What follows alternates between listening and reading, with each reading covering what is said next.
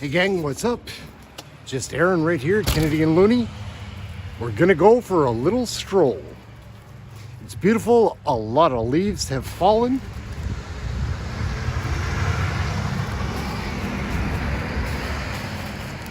It's so pretty here, we're gonna show on another walk a little bit more of this place. We're going this way this time.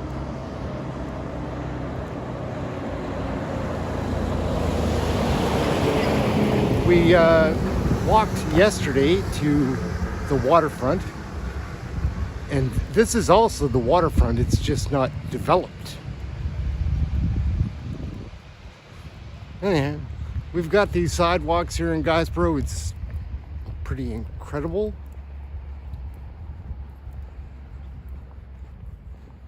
Everything here is so damn beautiful, man. Like, and the people here are kinder, I swear, because of it.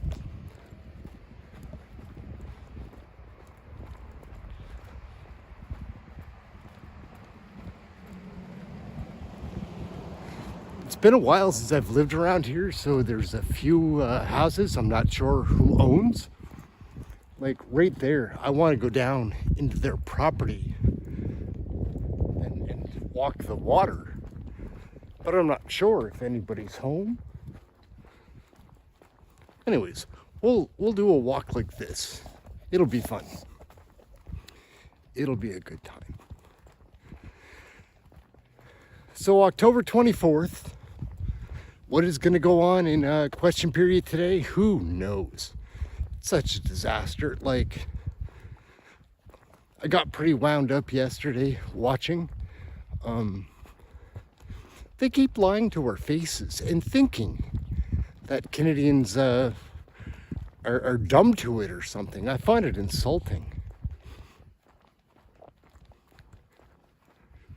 And I do know it fools a lot of people. Like, their tactics are effective in certain ways.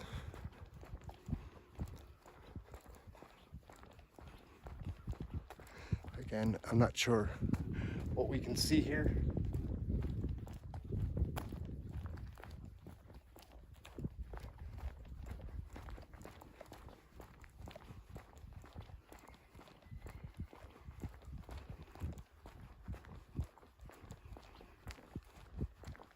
Yeah, so these liberal tactics are so dirty.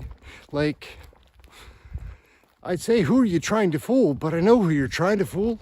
You're trying to fool the casual viewer. That's not the people that watch my channel. Most people here are pretty aware and hardcore into Canadian federal politics, being aware of the big dupe. Check out where we're going. We're going this way. The big dupe being played on all of Canadians.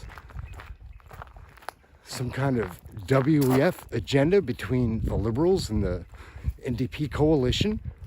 It's totally bullshit. JAGMEET Singh is a sellout. Justin Trudeau is a traitor, if not much worse. I hear people questioning, is he a terrorist? I wouldn't argue against that. Here we go, guys. Look at this. I don't know what we're seeing here. Hope this camera does a good job. I think it does. To anybody thinking about doing YouTube videos, this is just an iPhone 11. No stabilization, nothing. Got a little hand stick here.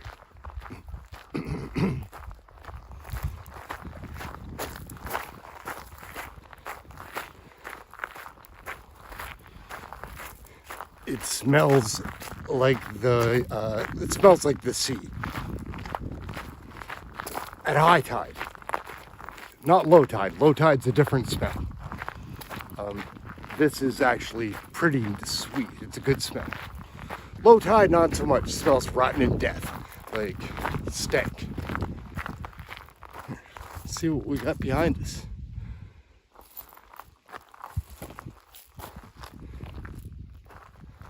Again, let me know in the chat room if you guys like these little walks. I like them.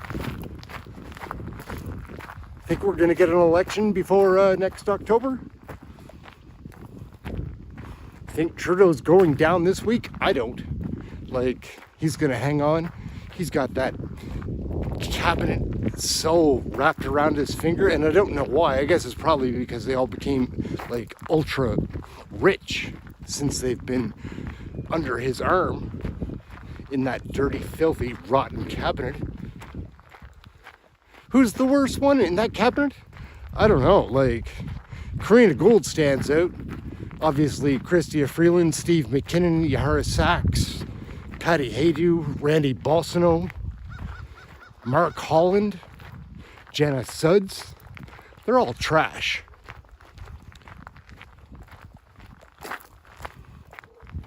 Jean-Yves Duclos, the creep. So many dirty ones. Kamal Kara, very dislikable person.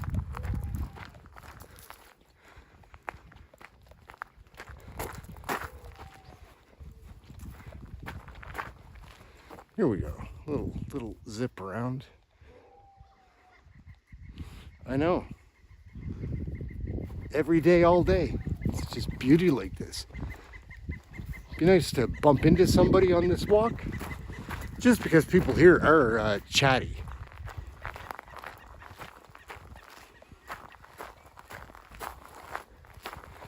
People here do like to talk.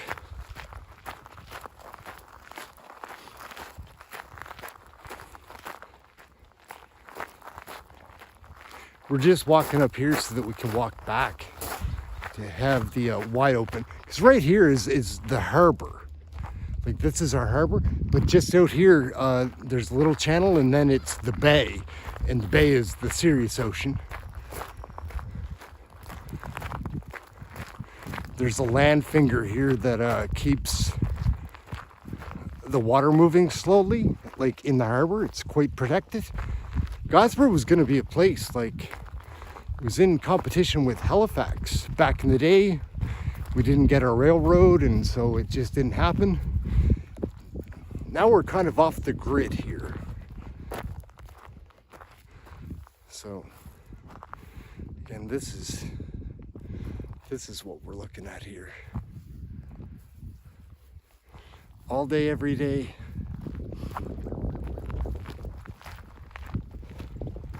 It's so developed too. Anyway, it's getting breezy down here. We're just gonna turn around, haul ass back home.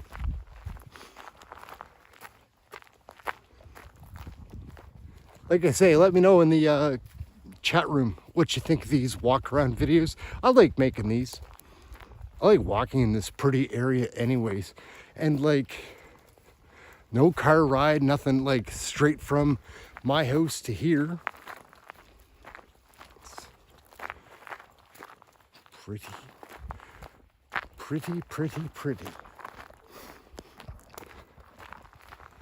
If anybody ever wants to come and visit me here in Guysborough, you can find my contacts, get in touch. Many of you have me on Facebook already. I've got a place, I've got room. Come and we'll do a show. It'll be fun. We're gonna walk back down around the waterfront. This little cove here. Here we go. See a person coming. Should be fun.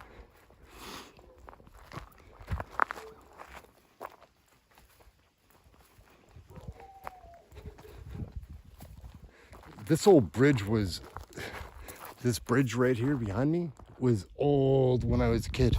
Now I'm old. So the bridge is even older.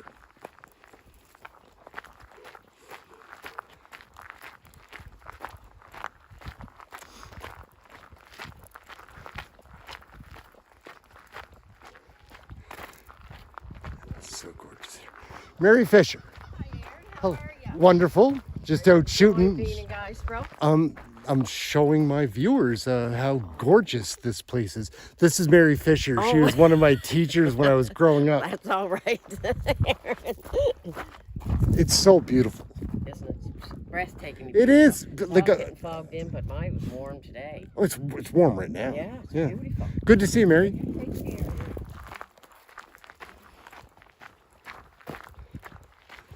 Yeah. It's so nice here. Everybody's like that. I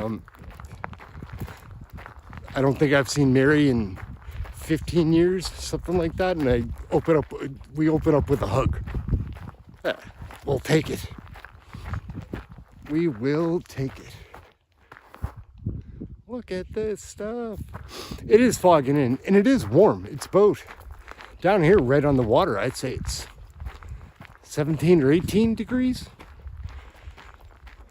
Not too bad.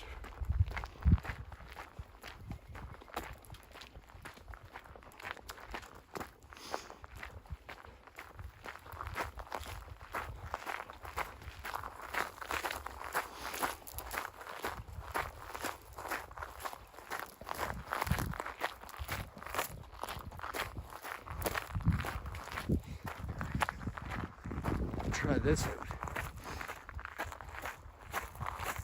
So yeah, guys, I don't know what these liberals are doing. It's so frustrating. Like, the fact that they fool my mom all the time, that drives me nuts. But worse than that is the fact that I feel like they're trying to dupe me, and they think I'm stupid enough to be duped by their lame ass tactics. Oh well. What are you gonna do?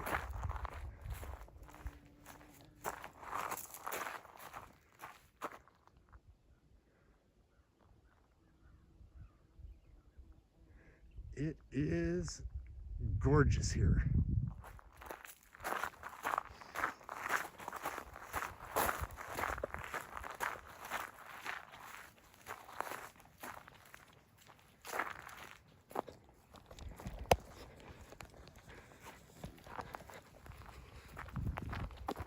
So we're heading up this way.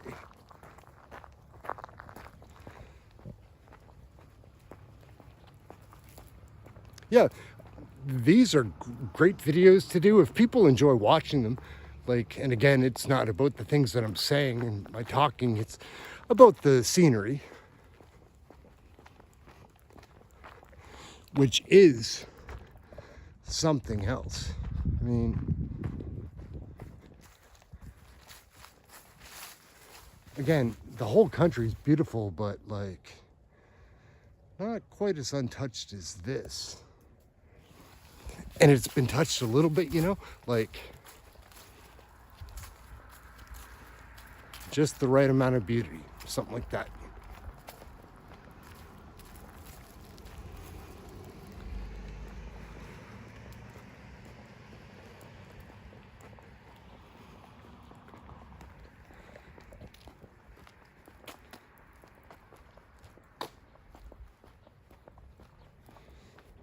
Yeah, boy, oh boy, did we ever spend a lot of time out there on that water when we were growing up. It's cold out there, though. That's real ocean. Freezing cold. But my man, Jeff Jameson, his dad had a boat.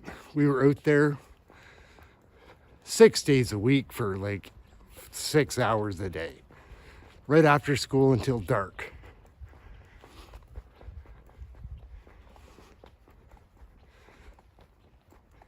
Bunch of adventures, man. One time we were trolling mackerel. We caught a squid by mistake. Like, hooked it on the line. Then we get it in the boat. And it's like, what are we gonna do? It shot its ink. It's pretty wild.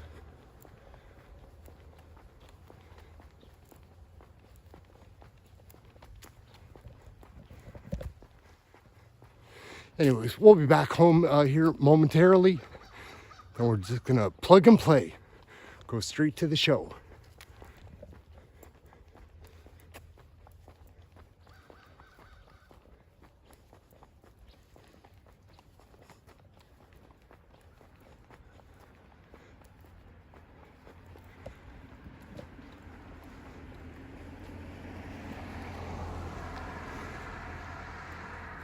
All right, guys, let me know in the comments what you think of these walk-arounds. I like them, but gotta let me know what you think. That is it. We're gonna wrap up. We can get right back to the house, I guess.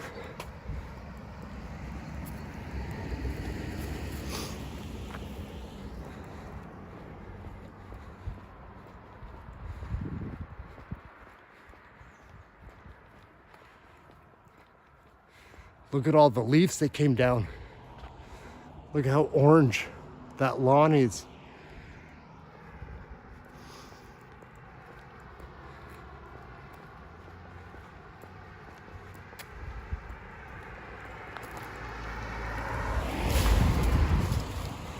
All right, gang. Yeah, this gets us back to the nest. Anyways, should be another wacky day in question period. Who knows what's gonna happen? We'll try to keep it clean today. It's better that way. Later, gang. Well.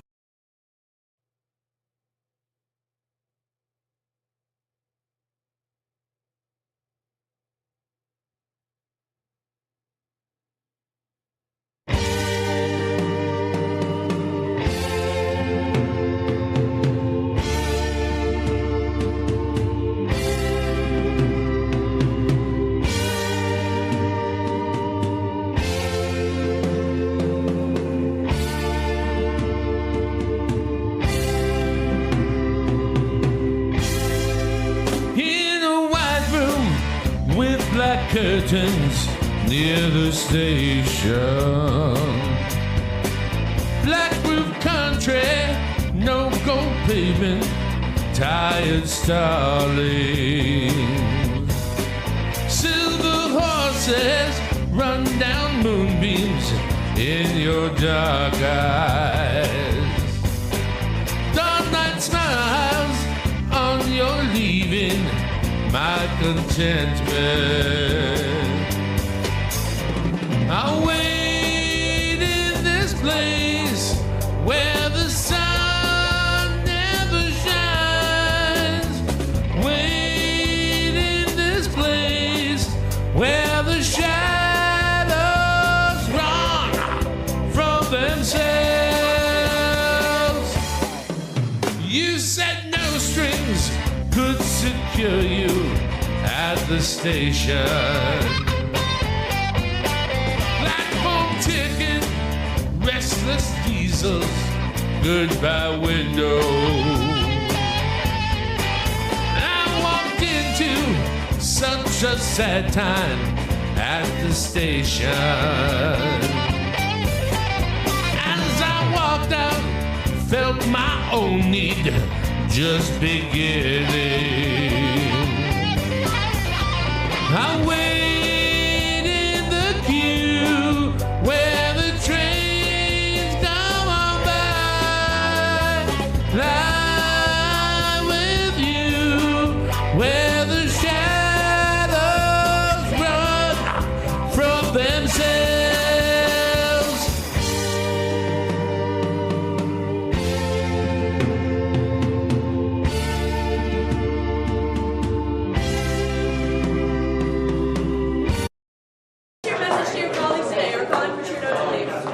My message, and I know my colleagues share this, all of us are very, very committed to working hard for Canadians, and Canadians expect us to do this work. So, you know, we're going to have a good, robust conversation at Caucus like we do every week. Have you been talking to your colleagues? What do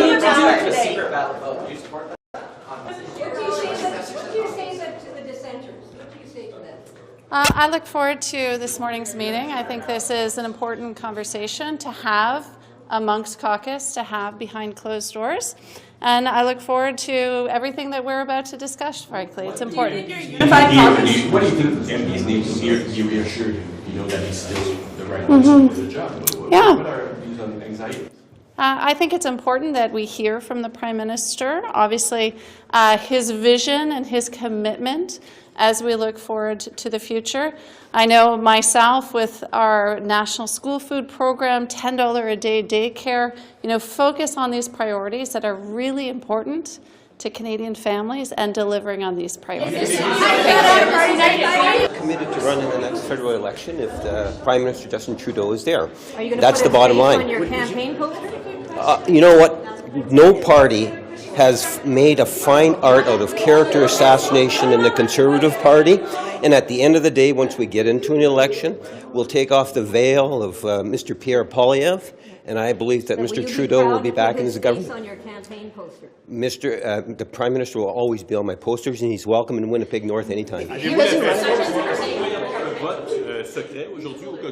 With a beautiful name like Lamoureux, you would think I speak French. I'm sorry. Do you think a secret vote would be a good option during the caucus meeting today to let people... About Pierre Poilievre? Absolutely. Absolutely.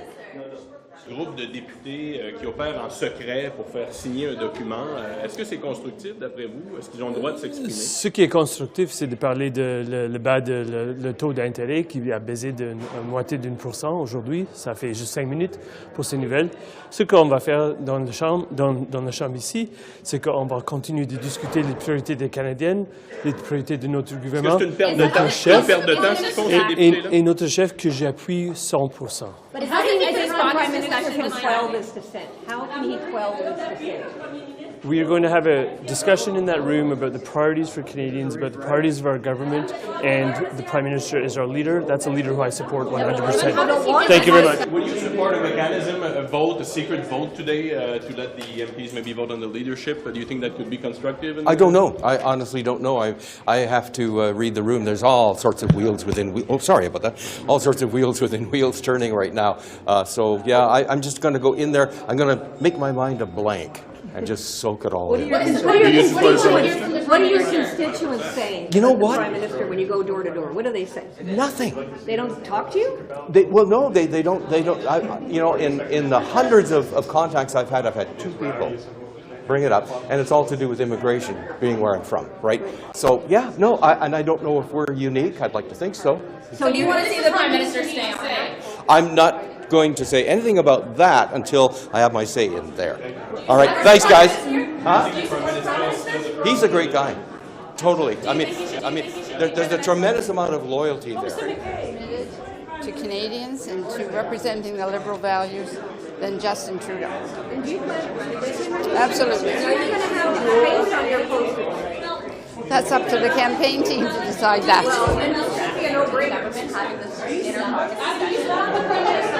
It's not the first time.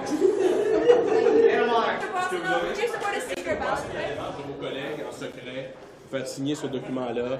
On a parlé à des gens qui nous ont dit l'avoir signé. C'est constructif, c'est une distraction. Qu'est-ce que vous pensez? Perspective for Canadians and focusing on the important policies, but also on showing the really clear contrast between our government, our party, and Pierre Poilievre. I did some rough math last night, and a family in Edmonton with 1 kid in daycare would be $20,000 worth off under a Pierre Poilievre government. What are you going to tell your constituents saying when you go door to door? What do they say? They want the Liberal Party to win. I'm on the doors all the time. Do they say they want No, they don't want to. They want us to focus on them, to focus on delivering results, and to have a damn fine campaign. And so that's what we have to get ready for. And look, we got to start punching back. We got to let people know who Pierre Poilievre really is. And he's not the Pollyanna guy that you see on CBC ads this week. Okay. He is much more nasty and much more dangerous to Canadians, and that's what our party and our government is. Vous êtes compris dans la préparation électorale que le plan de match n'est pas clair, que le Parti libéral est en retard. Alors, qu'est-ce que vous répondez à ça? Est-ce qu'ils ont raison? Ce sont des craintes légitimes. Moi, je trouve que Andrew Bevin, Marjorie, c'est formidable comme personne pour être à la tête de notre prochaine campagne. Et vous savez, moi, je suis militant. We are a party of big ideas and a party that accepts different points of view, and that's exactly what we're going to do. But some of these members, but some of your members are going to be asking the Prime Minister to resign. That's way more than expressing ideas. So how does the Prime Minister deal with the question that about 20 of his MPs want him out of the job? Well, let's have the conversation. We haven't had the conversation yet, so we're really looking forward to, again, having the opportunity for people to express their viewpoints. That is a fundamental premise of the Liberal Party. That is a fundamental premise of how we do business. And I would like to say also that the Prime Minister has entrusted in me 4 large portfolios, from procurement to defense to Treasury Board and now transport. And I personally am looking forward to continuing that work for Canadians under his leadership. Do you have a controversy where I might be doing the fundraising for the Liberal Party? Pardon me? Are you worried about what this controversy might mean for fundraising for the Liberal Party? Actually, I have been fundraising myself over the past little while, and it's going very well. And I'm also having a fundraiser coming up in November, and that's also going really well. And so the microcosm case for the bigger question that you're asking is actually fundraising is going extremely well, and we will continue under the leadership of Justin Trudeau into the next election, and I'm really looking forward to running in Oakville and also continuing to serve Canadians. Donc, merci beaucoup. Our caucus, in order for people... It's being circulated. Have you signed? Have those meetings behind you? Conversations need to happen inside the caucus room. Caucus confidentiality should stay, and we need to have all these conversations. What? This is what's happening. This lady's going to tell you what to think. Whatever we hear from our constituents within those rooms. Oui, bien sûr, elle a toute ma confiance. Qu'est-ce que vous pensez de la démarche de ces députés?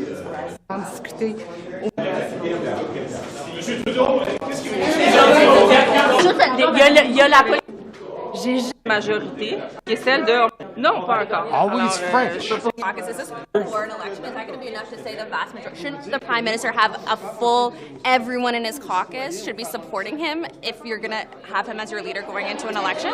As I said, the vast majority of caucus supports the Prime Minister, and we're behind him to get ready to continue serving Canadians, and we'll see when the next election comes. Que le caucus soit déchiré à la fin de cet exercice-là, qu'il y a un problème d'unité à la fin? Non, moi, je ne suis pas inquiet de ça. Je pense que certaines personnes ont fait connaître, trois députés ont fait connaître leur opinion publiquement, mais ces mêmes personnes ont dit, bon, si le premier ministre reste, nous, on ne va pas quitter. Alors, je pense qu'à la fin de cette rencontre-là, on va pouvoir tourner la page. Est-ce que les députés mécontents devraient partir, devraient quitter le caucus? Non, non. Je pense que dans une famille politique comme la nôtre, c'est normal d'avoir des discussions, c'est normal d'avoir des débats. Je pense que l'endroit où on doit faire ça, c'est dans le caucus. Cela étant, certains ont décidé de faire ça de façon un peu plus publique.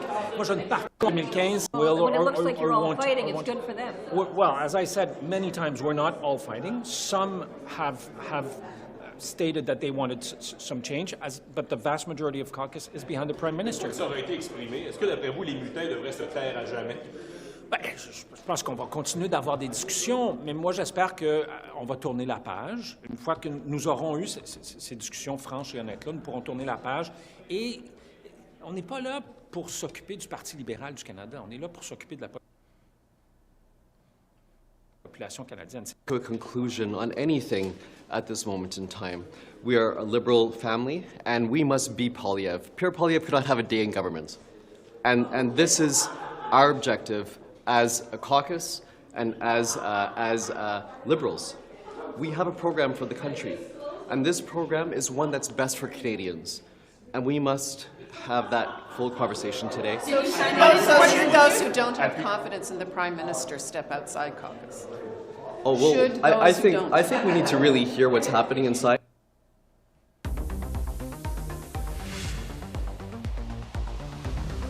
Political leaders doing enough to tackle alleged violence and intimidation from India. We'll speak to a former director of CSIS. And a prescription to get every person primary care within 5 years. We'll be joined by Dr. Jane Philpott, who's written a book about it and who's now tasked with making it happen in Ontario. This is Primetime Politics. Hello, everyone. I'm Michael Serapio. Justin Trudeau faced down his critics today. Is United behind you? The Liberal Party is strong and united. But unlike past confrontations, the critics this time around did not come from outside government, but from inside the Prime Minister's own caucus. Saddled with poor polling numbers, haunted by 2 by-election losses, and worried about a future election, a reported 20 to 40 Liberal MPs signed a letter calling on Trudeau to step down. But that did not happen, at least not today. Instead, this is what we heard after a 3-hour meeting of the Liberal caucus. Now staying on, or is he reflecting on his future? All I can say, Marika, is that I'm extremely proud of my colleagues. I know it sounds a little off-brand at this point, but extremely proud of them airing things out in private. Having a frank conversation that was really truthful. So where do things stand now, though? I think we still have some stuff to sort out, but I think it was a great conversation. People were honest and weren't doing it as a whisper campaign. So I'm actually quite proud of my colleagues. But what really matters at the end is that we come out of that caucus meeting united, resolved in delivering for Canadians, and resolved in winning the next election. But one thing that we are united on, everybody, is beating Poliev. Very united and look forward to moving forward.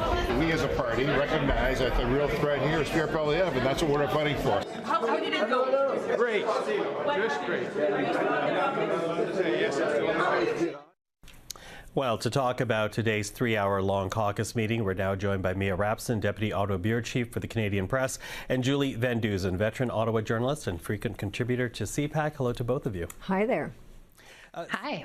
Hi. So listen, Julie, I'll get you to start us off here because I want to get your sense of it, because the Prime Minister survives today, but obviously this is not over. No, it's not over. You don't have 24 people signing a letter asking him to leave, and there's probably more people who are thinking of it. And just because they get to vent in a caucus, how does that make them go away? What did they get? What assurances are they going to get to address whatever their concerns are, which are basically about his leadership? And it wasn't clear after that caucus what he told them in terms of anything definitive about his leadership. Some people, like he never talked coming out except to say the caucus is united.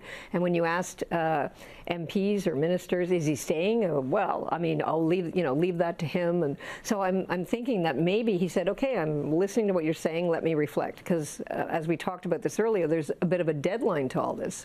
A deadline too, because people are talking about October the 28th, which is already next week. But you know, when I think about what I heard today, it seems to me there's still reflection to be had, but we're still not entirely certain about a decision from the Prime Minister. Mia, what's your take on what took place today?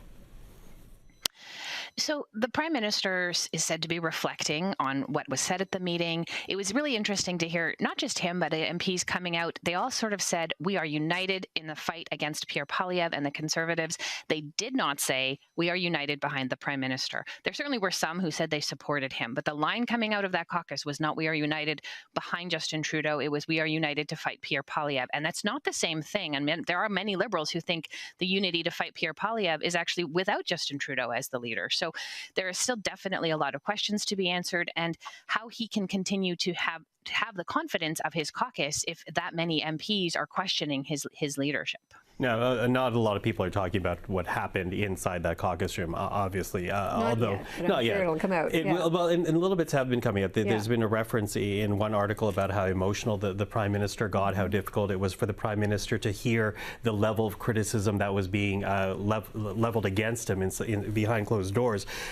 But one comment that did stick out for me had to do with Nathaniel Erskine-Smith, the Toronto area MP, Beaches East York. And he talked about how the Prime Minister needs to reflect now, needs to listen to what was said in that room, except that when you look at Justin Trudeau, as the longer he's been in office, consultation and listening to a wide circle has not proven to be his strong suit. No, and that's the surprising thing, because he seems like an affable person. He seems friendly, but the job of being Prime Minister is a lonely job. And, you know, a lot of decisions have to be made in consultation, but in the end, often you're the one making them on your own.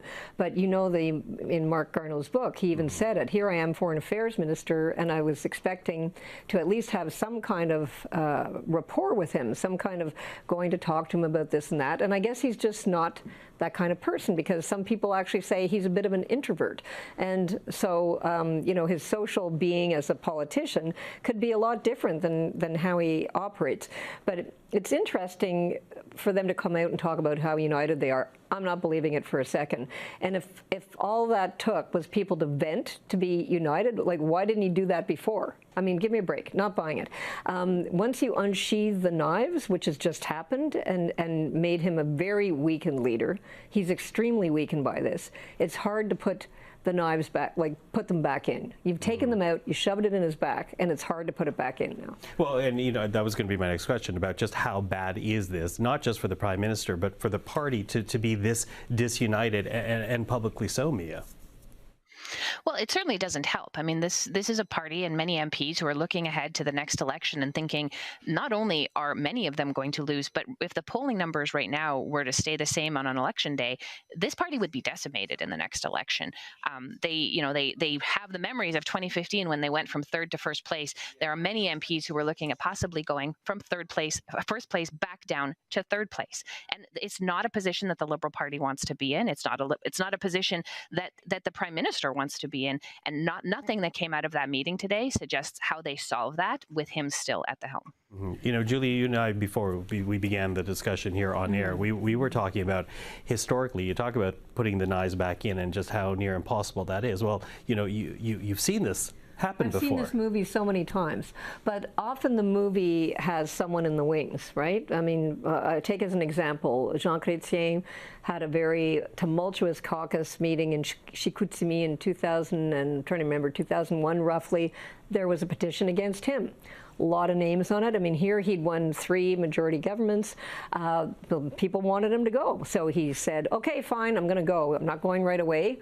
I think this was in 2002. He says, I'll go in 2004. But he had to kind of take the air out of the dissent tires. But in the wings was Paul Martin, right? I don't know who's in the wings. Sure, there's lots of names we're hearing out there, but there's no specific heir apparent. But you cannot stab a guy like right now, like in Caucus, in QP today. Poilievre is all over this, making fun of it, talking about the 24, and I don't know if it's just a coincidence, but you know, you look at the Conservative benches full. You look down at the Liberals, there were a lot of empty benches, and I didn't count them. I didn't sit there going, but it was probably 24. But I'm just saying, you know, he is just surrounded by enemies, and they're behind him as well. Yeah, you know? Well, and to that, I was thinking about the strategy, because the argument they keep saying is that what we need to do is govern, show Canadians how well we can govern, except that here you have the opposition poking a hole at them. How well can you govern when you're watching your own back amongst your caucus? So that makes their primary argument, Mia, very hard to be convincing. It was, and I mean, when the Prime Minister stood up in the question period today and said, you know, we are united, and you know, it's the Conservatives that want to play politics, and they're the ones who want to. Well, that is entirely what the Liberals are focused on right now. They're not focused on policy. All anyone's talking about in the Liberal Party right now, both amongst MPs and to MPs, the questions being asked, it's not about policy. It's about what's going to happen to the Prime Minister and his leadership. In fact, they were openly mocking him and laughing at him when he tried to pretend that the caucus was united. And sure, I mean, in the clip you can see they're standing. They're trying to cheer. They're trying to show that level of unity, but nobody's really believing it. Nobody's really buying it because of everything that's gone on. And even people that are right around the Prime Minister, some of his closest advisors or people who sort of know him quite well, they are also now starting to say that he should go. People who even a year ago were in his corner or not willing to say it are now publicly coming out and saying it's time for him to go. So the pressure is mounting, and it is getting harder and harder to see how the Prime Minister can get out of this totally intact. Well, let's talk about that pressure, though, because, you know, we're obviously focused in on the caucus meeting today and the Liberal caucus and the letter that was signed, which we have not seen, but was shared in caucus. But add to that now this Code Red petition, right, which is happening outside of caucus, within the Liberal Party, but outside of caucus. Talk to us, Julie, about the pressure that creates for the Prime Minister as he reflects the steps forward. Again, the word is he's going to stay, he's going to lead, but we don't know what's going to happen. I think our leader, Trudeau, I don't think I've ever heard him say a true word. Oh, hello. Do you have a warrant to be here? Oh, yeah. It's time for a change in this country, my friends. A real change. Wiggle and squirm as you might, it is really hard to put lipstick on a pig. When I'm Prime Minister, I will keep my promises. WTF. Here. I know this place is where I am. No other place is better. No matter where I go, I am proud to be Canadian. I am, you know I am. The world that works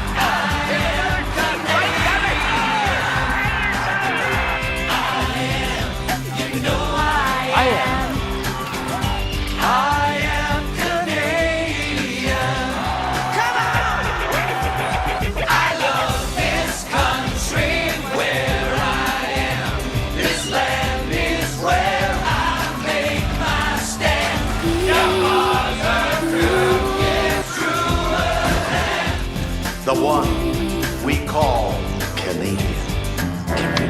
Gentlemen, beam me aboard.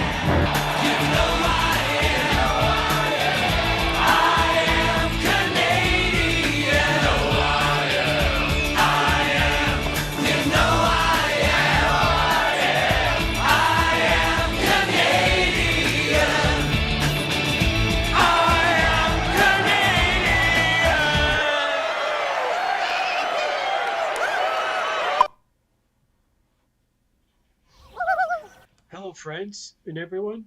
The Honourable Right here. Member for Alfred Pennock. Have we- Mr. Speaker, in 2018, the Brain Tumour Foundation of Canada asked the House of Commons to declare October 24th, 2018 as the first Brain Cancer Awareness Day in Canada. That year also saw the launch of the first Toques for Hope campaign. Canadians were invited to show their support by sharing their toque photo on social media. Thanks to this campaign, the date became a symbol of solidarity in the face of this devastating disease. I'll be wearing mine when I leave this room today in memory of my mother and in support of the 27 people in Canada every day who are diagnosed with a brain tumor. And do you have your toque or sweater of hope? Thank you to the Brain Tumour Foundation of Canada for its tireless work that makes a real difference. And thank you to everyone who will be wearing their toques today. The Honourable Member for Pierre Boucher, Les Patriotes Verchères. I rise in the House today to highlight the 40th annual Salon des Métiers d'Art de Boucherville, which is taking place November 1st to 3rd, 2024. Except for 2 years where it took a break during the pandemic, this event has happened every year since the first time in 1982, and it's a success. Every time, thousands of visitors come in and find unique and original products for their Christmas gifts or for themselves. This success is due in large part to the passionate, devoted president who has been at the head for 30 years, and I congratulate René Lavoie for that work. I also want to thank the contribution of the members of the committee who support that work: Céline Lozeau, Suzanne Heinzen, Isabelle Ross, and Nathalie Métivier. Thank you for promoting the talent of artists from Quebec. Thank you for giving them this chance to shine. The Honourable Member from Labrador. Thank you, Mr. Speaker. I rise today to congratulate an extraordinary Labradorian, William Larkham Jr., for his incredible achievement on Season 11 of the reality show Alone, aired on the History Channel. William hails from the tiny outport community of Williams Harbour, and his determination, resilience, and unmatched survival skills were on full display as he spent 84 grueling days north of the Arctic Circle near Nunavut in the Northwest Territories, enduring the harsh environment of the Arctic on the series Alone. He was one of 10 contestants, and he was the last one standing. His triumph earned him the grand prize of $500,000 US and a testament to his strength, knowledge of the land, and the spirit of survival. William's journey not only brought Labradorians to the edge of their seat, but it showcased his deep connection he has with land, water, and the remarkable skills passed down through generations of culture in the region. I congratulate William, and I ask all Labradorians, all parliamentarians to join me in offering him our very best wishes. The honourable member from King Vaughan. Thank you, Mr. Speaker. Through my many years of volunteering with Creating Alternatives and the Down Syndrome Foundation, I have witnessed firsthand the profound impact of inclusion and the importance of celebrating each individual's unique abilities. These experiences have deeply touched my heart and inspired me to put forward Motion 123, which calls on the government to recognize March 21st as the National Down Syndrome Day. So, by doing so, we will align with the United Nations, but also honor and celebrate the incredible contributions that individuals with Down syndrome make to our communities. Their love, positivity, and unwavering spirit enrich the lives of everyone around them. I am confident that my colleagues on both sides of the House will join me in supporting this motion. Together, we can affirm our commitment to recognizing and celebrating the abilities and contributions of all Canadians, regardless of the challenges they may face. The honourable member for Ottawa-Vanier. Thank you, Mr. Speaker. Ensuring the vitality of Francophone communities outside Quebec is a priority for our government, and immigration can be a powerful tool to help us achieve that goal. Thanks to the 25 to 27 Immigration Levels Plan, the percentage of Francophone permanent residents amongst all permanent residents admitted to Canada outside Quebec. Yeah, gang, let's get the likes in, smash that thing. Sorry to be a problem with that, but it does help. We get a better crowd the more people hit the like. It's a weird thing. It just does happen, though. Smash it. Will be 8.5% in 2025, 9.5% in 2026, and 10% in 2027. These targets demonstrate our commitment to ensuring growth of French-speaking communities and official language minority communities, and are in line with our Francophone immigration policy. I'm proud to be part of a government that promotes the ongoing vitality and prosperity of our communities. This is great news, Mr. Speaker. The honourable member from Markham Unionville. Today, the Minister of Immigration tabled the 2025-2027 Immigration Levels Plan, a plan that will pause population growth in the short term to achieve well-managed, sustainable growth in the long term. Our government has been taking concrete action, including the recent reforms to the International Students Program, to ensure system integrity, and the results are showing. Many university and college cities are experiencing rental downturns, at least partially due to the cap on international students. In Vancouver and Toronto, rent went down 11% and 8.1% respectively. We are committed to achieving long-term goal and ensuring a well-managed, sustainable immigration system where everyone has a fair chance to succeed. Thank you, Mr. Speaker. The honourable member from Charleswood St. James, Assiniboia Headingley. After not. Thank you very much, Mike Tremblay. Appreciate the cash. Anybody feel like donating? We'll take it. We do need a new computer here.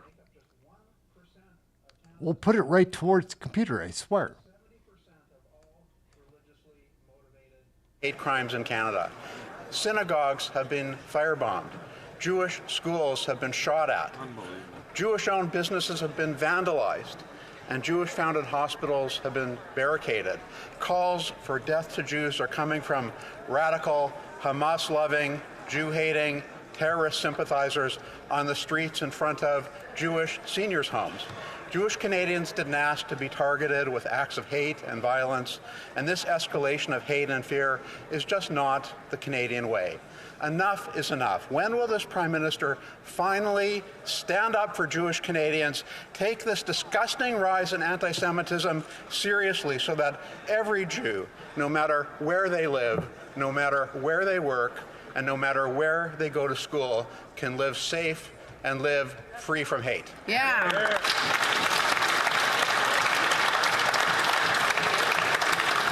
The honourable member from Mississauga, Ehren Mills. Mr. Speaker, I am astonished by the blatant disregard of the Leader of the Opposition has shown for the well-being of Canadians. His willful ignorance of... What? All right, guys. Like, Iker Khalid here. Iker Khalid, we might even back this up, this piece of trash. Look how fake this face is. That's a fake face. She's gonna lie to you right now, say she doesn't understand something and she can't believe the state of something else. She's a troll. The worst, as bad as it gets. Like, trash. Mr. Speaker, I am astonished by the blatant disregard of the Leader of the Opposition has shown for the well-being of Canadians. His willful ignorance of critical security threats facing our nation is deeply concerning.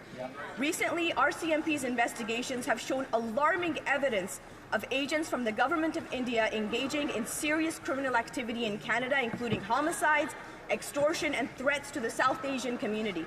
Our citizens are under credible and imminent threat, yet the Leader of the Opposition continues to peddle empty slogans, refusing to do the substantive work to address these threats. His dog whistle politics are putting putting Canadians at risk every single day. Mr. Speaker, will the Leader of the Opposition put aside his selfish interests, obtain the necessary security clearance, and protect the integrity of not just the democratic process, but of his own party? Absolute trash. And it's not because of any other reason than she is a poisoned person. Look at that stupid, swollen, Kool-Aid baked face. She's lying right to you. And this is what I have an issue with. She's lying to my mom and thinks that it's okay because, like, they have some other agenda that we wouldn't understand. Iker Khalid is a piece of trash, garbage. Oh, Lord. It's going to be a long day. And all Canadians. Trash. The honourable member from Cumberland Colchester. Here. Speaker, not surprisingly, the NDP Liberals' so-called safe supply fiasco has torn a hole in yet another Canadian community. Hydromorphone seized by the Sarnia police has gone up by 170% in the first 8 months of this year, and a local addictions doctor has said diversion is to blame. The government talks about evidence, but when the evidence tells them something they don't want to hear, they just ignore it. Exactly. Every city touched by so-called safe supply has suffered. In Vancouver, 50% of all hydromorphone seizures were diverted from so-called safe supply. In London, the street price of hydromorphone dropped by 90%. In Port Coquitlam, children are accessing government-supplied opioids. This is homicidal humanitarianism. The evidence is right there, and the NDP Liberals do not care. Common sense Conservatives want Canadians suffering from addiction to survive and thrive, not suffer and die. We will restore their dignity and bring them home drug-free. The honourable member from Prince George, Peace River, Northern Rockies. After 9 years of the NDP Liberals, taxes are up, costs are up, crime is up, and their time is up. This NDP Liberal government is refusing to turn over documents to the RCMP showing that Liberal-appointed managers used the Green Slush Fund to pay nearly $400 million to companies that they themselves owned. The Prime Minister is not worth the cost or the corruption. In northern BC, residents are losing their logging, oil, gas, mining, and other natural resource jobs because this radical NDP Liberal Environment Minister. Meanwhile, the same radical NDP Liberal Environment Minister and Prime Minister take $400 million they take from you in carbon tax and pay off their NDP Liberal friends? Why won't NDP Liberals end the cover-up and give proof to police so Parliament can get back to work for Canadians? Hear, hear. The honourable member from Vancouver Granville. Mr. Speaker, national security should be the responsibility and the priority of every single member of this House. We've seen over the last number of months and years the alarming rate with which foreign governments have sought to interfere with the democratic processes in this country and to damage our democracy. Every single one of us in this House bears a responsibility and obligation to ensure that we are well prepared and well informed in the face of these threats. Canadians know that our leaders having a security clearance is table stakes, but apparently not the leader of the opposition. He's hiding something. I know firsthand that top secret clearance process is detailed and precise, but it is something that gives our national security agencies absolute confidence in our integrity and our ability to be trusted with sensible and sensitive information. I simply cannot understand why the leader of the opposition refuses to get a security clearance. As the Prime Minister said yesterday, if he cares about this country and he cares about Canadians, he'll get the clearance, take the briefing, and protect the country. Why won't he?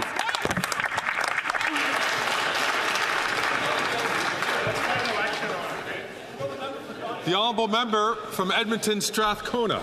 Mr. Speaker, at this very moment, there are thousands of workers rallying for respect and for their collective bargaining rights at the legislature in Alberta. Members of CUPE Local 3550 were stripped of their rights to strike by the Alberta government after they voted 97% in favour of job action. Education assistants, administrative staff, librarians, and student support staff are the backbone of our education system. They make our schools run, they support our teachers, and most importantly, they help our children.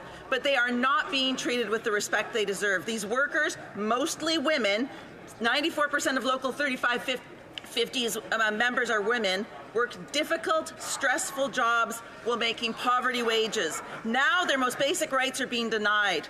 Workers are tired of subsidizing funding cuts with poverty wages. Today and every day, I stand with the dedicated workers of CUPE 3550 and all the workers across Canada and Alberta. Hear, hear, hear, hear, hear. The honourable member for Rimouski, Nejet, Témiscouata, Les Basques. Mr. Speaker, today I would like to mark the 50th anniversary of the founding of the École de Technologie Supérieure, which was founded in Montreal in 1974. Over the years, it has become a major success, graduating 25% of all of Quebec's engineers, ranking first in Quebec for the number of undergraduate engineering graduates. It's a member of the University of Quebec network, and today ETS has more than 11,000 students, 290 professors, and 77 research chairs, groups, and units. In short, it's a world-renowned incubator of grey matter. It ensures Quebec's prosperity by training our future engineers who will meet current and future technological challenges. It continues to grow, and the years to come promise to be even more successful for Quebec engineering. Imagine what's coming next. They can call me whatever they want to call me, but, I'm not crazy. This is a very duplicitous game the Liberals are playing.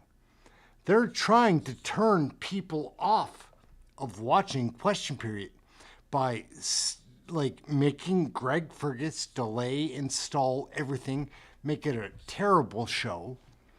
They always start late. These things are on purpose because they don't care. 3:15, quarter after the hour. Question Period supposed to start. Such a mess.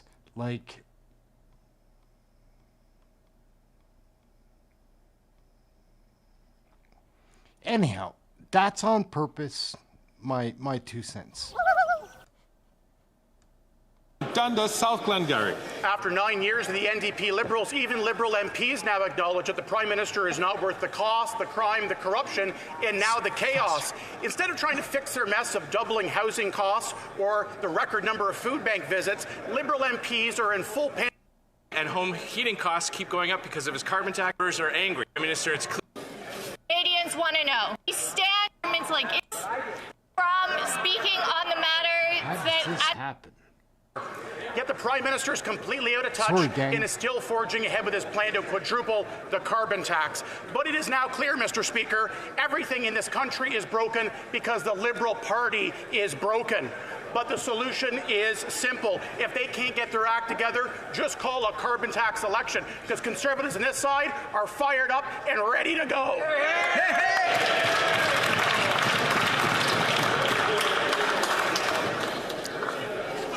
Let's have a public safety election. The honourable member from Pickering Uxbridge. Speaker, Canadians want to know why the Leader of the Opposition won't get his security clearance. Why doesn't he want to learn about ways that the governments like India work to disrupt our institutions? And it can't be those weak excuses that he will be muzzled, because every other leader in this House has received their clearance and has not been prevented from speaking on the matters that at hand, Mr. Speaker. The Leader of the Opposition has a choice. He can get the clearance, he can take the briefings, and he can protect the country. Or will he turn a blind eye to the actions of governments like India and who try to undermine our democracy? Will he stand up for Canadians, or will he stand with governments of it like India? Mr. Speaker, the Leader of the Opposition has a choice. Party over country, Canadians want to know. Absolutely.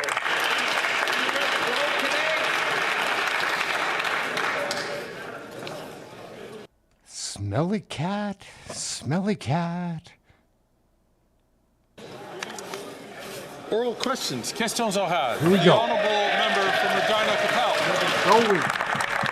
After 9 years of this Liberal NDP Prime Minister, it's clear he's not worth the cost, the crime, the corruption, or chaos. The Liberal caucus is revolting, because even in one safe Liberal seats, voters are angry. They're angry that the Prime Minister raised their prices and devalued their paychecks with his inflation. They're angry that their grocery and home heating costs keep going up because of his carbon tax, and they're angry that their cars keep getting stolen, their parks are full of dirty needles, and homeless encampments now line their streets. So will the Prime Minister put an end to the anger, spread some much-needed joy, and call a carbon tax election so Canadians can decide? The Honourable Minister of Housing, Infrastructure and Communities. We know that Canadians have had a tough couple of years as a result of the rising cost of living and global inflation, but Canadian households are right to ask who is actually fighting for them.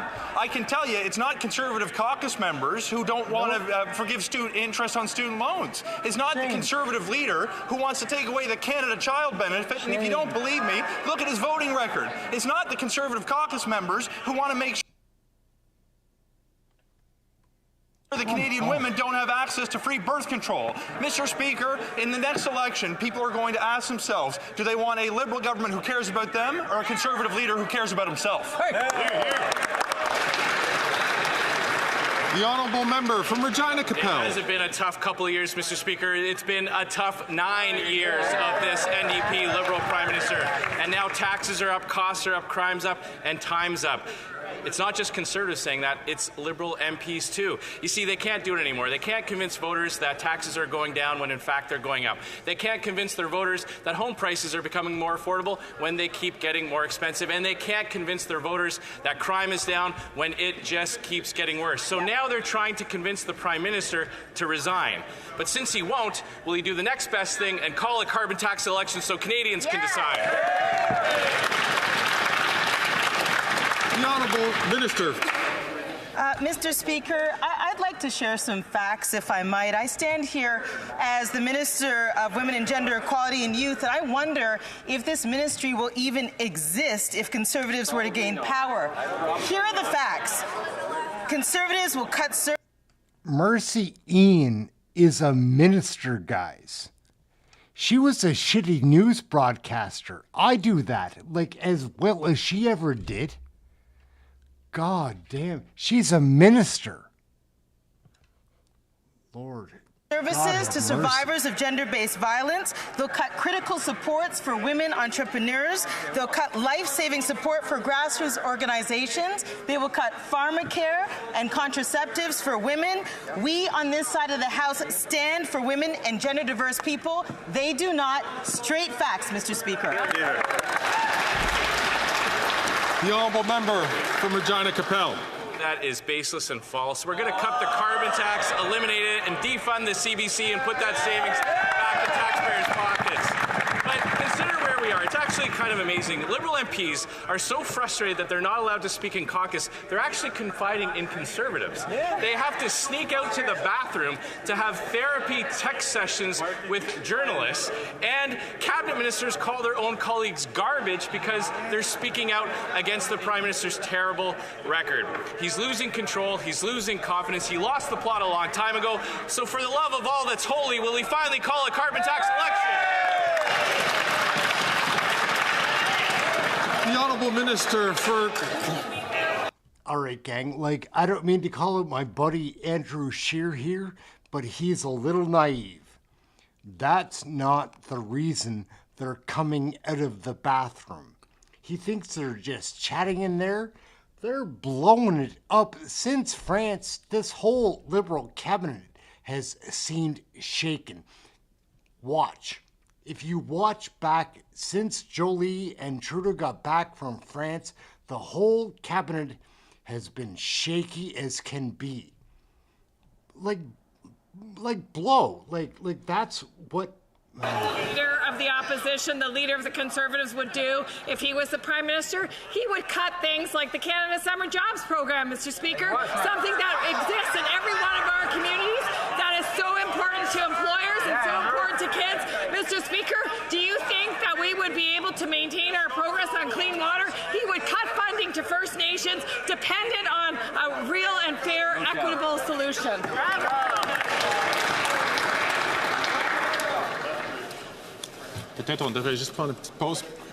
Perhaps we'll take just a quick second so that people can reflect on the fact that you must not take the floor if you have not been recognized by the Speaker.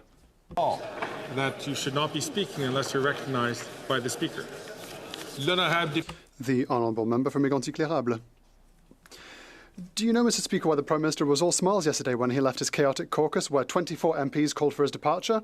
It's simple, because the Prime Minister knows he can count on the support of the 32 Bloc Québécois MPs down there to keep him in office. The Bloc supported this Prime Minister despite the fact that he doubled the cost of housing, he inflated the cost of food, he caused a rise in violent crime and created the worst immigration crisis in Canadian history.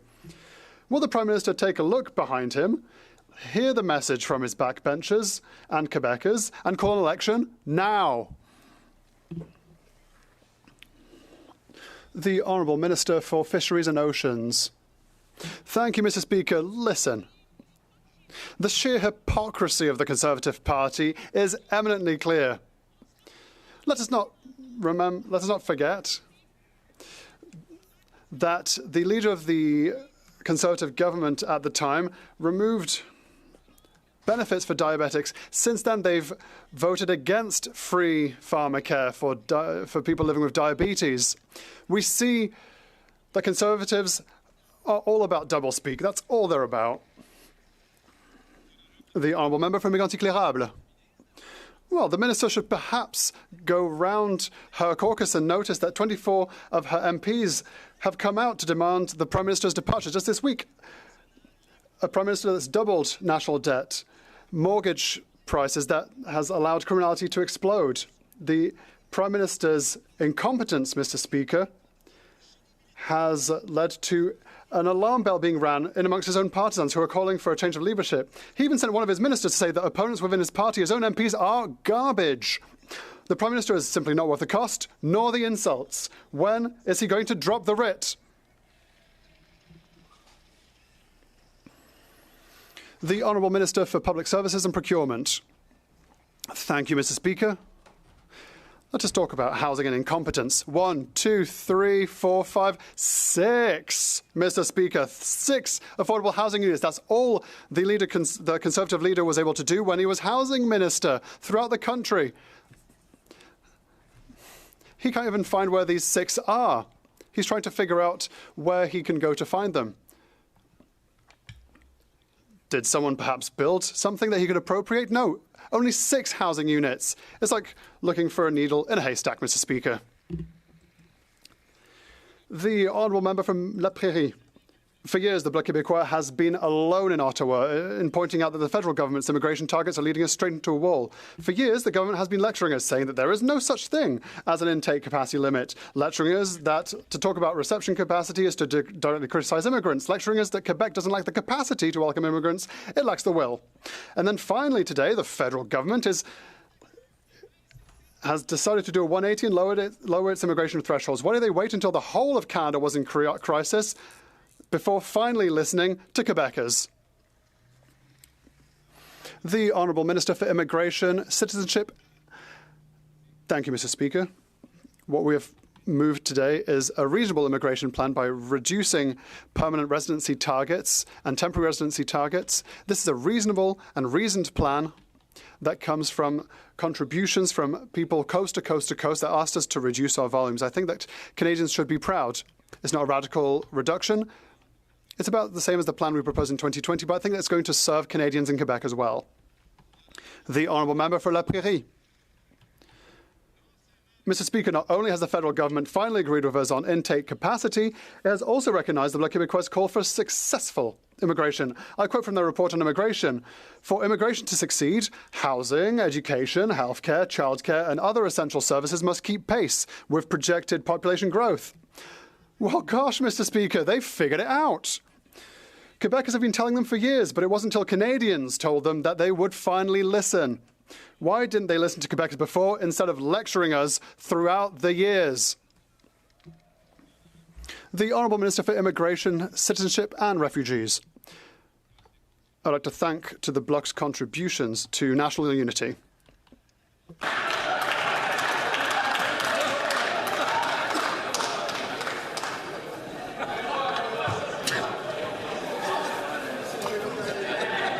The Honourable Member from Edmonton Strathcona.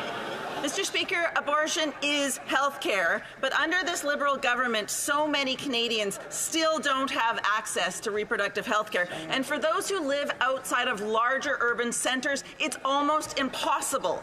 You know, the anti-choice Conservatives would only make this worse. The Trump-light leader and his extremist cabinet has voted 5 times against to restrict abortions. And while the Prime Minister talks a good game, he hasn't done enough to ensure that Canadians get the care that they deserve. Why hasn't the government taken access to reproductive health care seriously?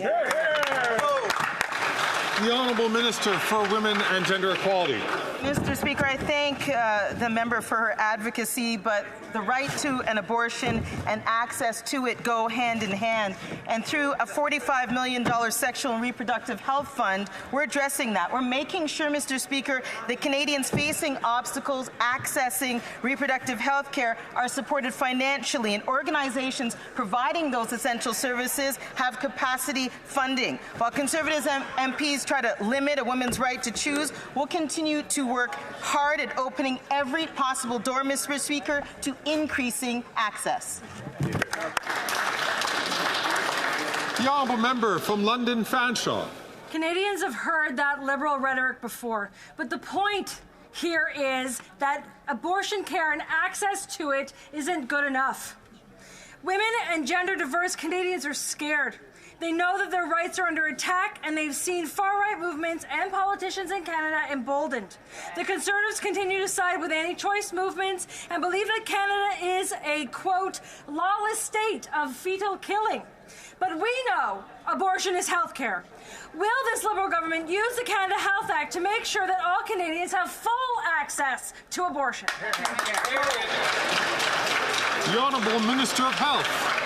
Mr. Speaker, and I completely agree. Abortion is health care. It's absolutely essential that every woman in every part of this country has access not only to abortion, but to the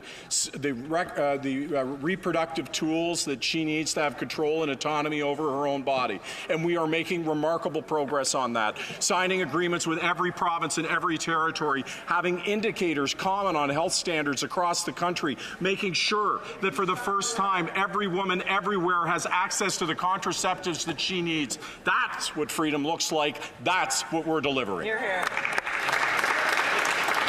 The honourable member from Calgary Shepherd. After 9 years of this NDP Liberal government, taxes are up, costs are up, crime is up, time is up, and now even excuses are up. The Prime Minister now admits he destroyed Canada's immigration system and the 150-year immigration consensus. He can't fix what he broke. He can't fix immigration. He can't fix housing or anything else right now because he's fighting his own caucus. So instead of blaming everyone else, including immigrants like myself, will he just admit that he shattered the immigration system and caused lasting damage to Canada's housing market, healthcare, and jobs? The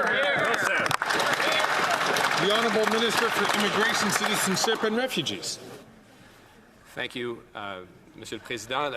Look, I was flabbergasted to hear the Leader of the Opposition's answer today, the most immature answer on immigration that I've ever heard. He's late to the game. He's so late to the game on this, he hasn't even come up with a slogan yet. So when he comes up with a slogan, perhaps we'll take the chance to respond. But what we've proposed is a plan for controlled migration. We're proud of it. It serves Canadians well. The honourable member from Calgary Shepherd. Thank you, Speaker. It's rich coming from that particular minister who called 24 Liberal MPs garbage because they're looking after their own careers and worried they're not going to make it. They're not going to be here after the next election because their own constituents are going to send them to the unemployment line. Now, this Prime Minister is reckless, and he even said it himself. He didn't get it right. He said it during his own press conference. He didn't get it right on immigration. He didn't get it right on housing. He can't get it right on the carbon tax. So, will the Prime Minister just admit that his flip-flop has destroyed the immigration system and accept his own personal failure? The Honourable Minister for Immigration, Refugees and Citizenship. What I said, Mr. Speaker, is that it's garbage to focus on anything other than the circus clown that he's supporting.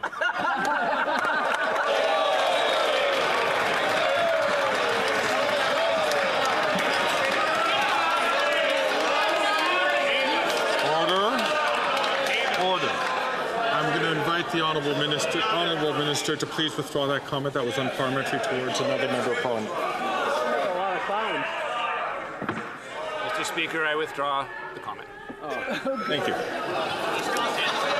The Honourable Member from Oxford. After 9 years of the NDP Liberals, taxes are up, costs are up, crime is up, and chaos in our immigration system is also up. The Liberal NDP government has broken our world-class immigration system with their reckless policies. And today's immigration flip-flop is a massive admission of their own failures. The Prime Minister said that he didn't get the balance quite right. That's an understatement. That is clearly obvious with the state of our country today. Exactly. So will the Prime Minister admit that he broke Canada's consensus on immigration and call a carbon tax election now? The Honourable Minister for Immigration, Refugees and Citizenship. I'll have to put forward a plan instead of slogans. I haven't even heard the slogan on this because he's been so delinquent on coming up with any valid points to be made on the immigration system, the consensus of which is challenged. Let's hear him. Let's hear his plan. Let's even start hearing the slogan because we haven't heard it yet. The Honourable Member from Oxford. Mr. Speaker, they're trying to be firefighters when they're the ones that are causing the fires in the first place. That's right. We had a consensus on immigration in this country, and this incompetent Prime Minister broke it. Right. They ignored warnings from their own officials. They dropped police clearance certificates from their own background checks for temporary residents. They even told their own officials to skip vetting for temporary foreign workers. Wow. So there is no doubt that after 9 years, they have broken the consensus on immigration. Will they call a carbon tax election now so common sense Conservatives could clean up their mess? The Honourable Minister for Immigration, Refugees and Citizenship. Mr. Speaker, if the member opposite thinks that security certificates from the Modi government are reliable, he needs a little clearance too on top of his leader, who should probably get a better briefing on the national security of this country.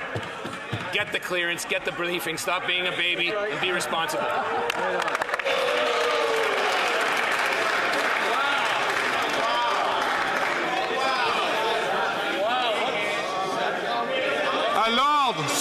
Order. Order.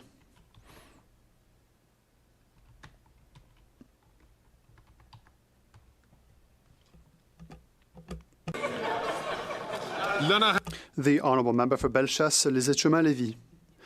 Mr. Speaker, there's chaos in immigration. Like in the Liberal Caucus, this government broke the immigration system with the help of the Bloc that voted to keep the government in power. Let us remember that this coalition left Roxham Road open 1 year after the United States moved to close it. To govern well is to forecast well. Our government will bring back coherence, planification, and a common-sense Prime Minister. We want elections right now, Mr. Speaker. The Honourable Minister for Citizenship, Immigration and Refugees. Mr. Speaker, it's been full incoherence from the Leader of the Opposition, in fact. I would like to hear what the member has to say on her Francophone strategy outside of Quebec, because finally we've reached our target of 6% of Francophone permanent residents outside of Quebec will hit 10%. It'll be the first time in our history. They should be proud of it. They should support us on this matter. The Honourable Member for Bellechasse-les-Échemins-Lévis. I would like to remind everyone, everything has been broken by this government, and the Bloc Québécois voted almost 200 times to keep the government in power. Today, we've seen a desperate attempt from the Prime Minister to repair what he broke himself. Full confusion in the changes made to immigration, full incoherence and full improv from the Liberal government. Only a Conservative government could repair the immigration system and will repair the immigration system. Our message is clear. We want elections, and we want them now. The Honourable Minister for Immigration, Citizenship and Refugees. The Honourable Member decided to read off her page instead of answering my question. I want to hear what the Conservative parties are planning, because they're not even mature enough. They haven't even thought an iota about the slogan on this matter. I would like to hear their plan.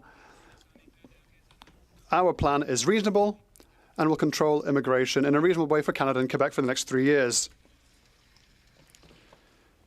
The Honourable Member for Lac-Saint-Jean. The Liberals have finally started to listen to the message from Quebecers put forward by the Bloc Québécois. Instead of raising their immigration targets to 500,000 a year, they are going to lower them to 365,000 by 2027. If Quebec wanted to follow the federal government's new target, it would still have to take in more than 80,000 immigrants per year. That's higher than Quebec's target, and no political party in Quebec is proposing more than 80,000 a year.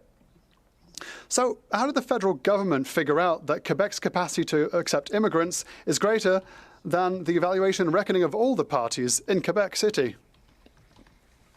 The Honourable Minister for Immigration, Citizenship and Refugees. Mr. Speaker, the member across the way knows full well that Quebec's government has approved an agreement with us. They have jurisdiction over their numbers.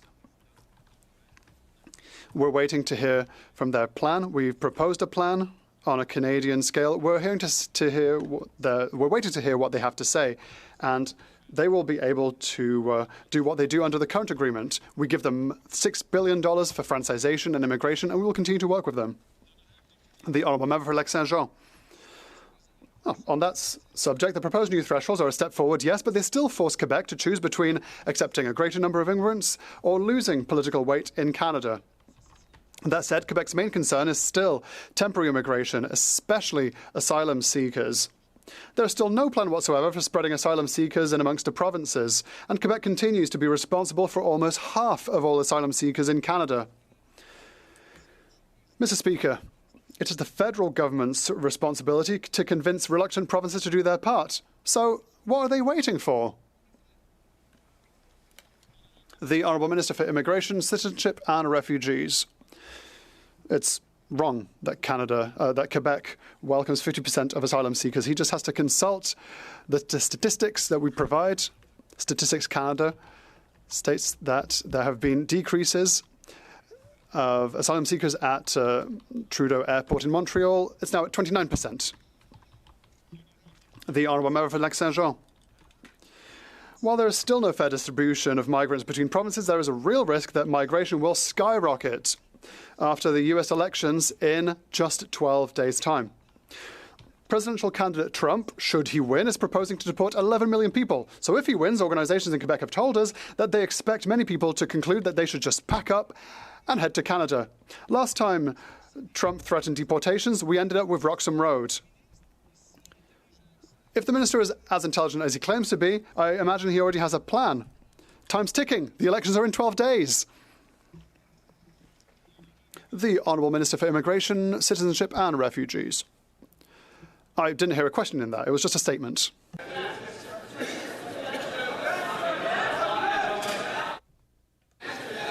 The Honourable Member from Thornhill. The former immigration minister and the MP from Central Nova oversaw population growth in this country of 200% over the past several years. He lost track of the people that he let in. Worse, he saw international students living in homeless shelters or with 14 roommates in a basement, all while he ignored his department's advice on it was too much and too fast. Watching the impact of these failed policies on housing, the Prime Minister said, "That's my guy for housing." Why did the Prime Minister promote this guy instead of firing him? The Honourable Minister for Housing, Infrastructure and Communities. Speaker, the opposition would like to distract from the issues that actually matter most to Canadians. They focus these days on caucus unity. I would actually point out she sits just a few seats down from a colleague who just a few years ago she criticized for casting aspersions on the LGBTQ2+ community. When it comes to the work that we're actually doing to get the homes built, we are doing everything we can to build more affordable housing. When their leader was actually in the position of housing minister, he got only 6 affordable housing units built across the entire country. We're going to focus on what matters to Canadians, not the distractions that they try to put on the floor of the House of Commons. The Honourable Member from Thornhill. 195,000 was the number, and that's a number that minister would only dream of building because some people fail upwards. Even Canada's current immigration minister said, quote, "It's really a system that has gotten out of control." He was talking about the same immigration system controlled by the new housing guy who lost track of the people who he let in and is now laughably in charge of fueling the housing crisis that the Prime Minister created. The Prime Minister can't possibly fix housing or immigration or anything else because he's fighting his own caucus. So if the Prime Minister won't fire this guy, will he resign in disgrace? The Honourable Minister of Housing, Infrastructure and Communities. Mr. Speaker, my feelings. Look, they're going to be disappointed to know that I spend no time or energy thinking about the insults they hurl at me. What concerns me is the insults that they hurl at Canadians. But I do have news for the honourable member because she stated a fact that needs to be dispelled. 6 is the number of affordable housing units that the government helped build. They're trying to take credit for the number of homes that Canadians built. But Mr. Speaker, here's the kicker, and I've got news. That number, if we accept it as the right metric, is the worst record of any housing minister in the last 10 years. If they want a prize for their leader's efforts, it's the prize for biggest loser.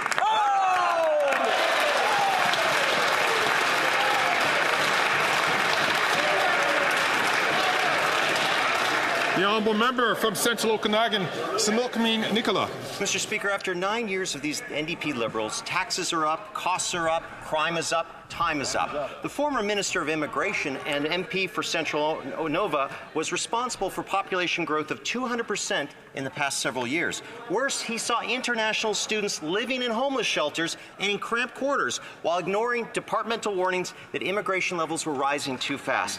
Now, watching the impact of these failed policies on housing, the Prime Minister sat back and proudly said, "That's my guy, that's my housing minister." Why did the Prime Minister promote this minister? Instead of simply firing him, are the two of them waiting to get a pink slip from the Liberal caucus?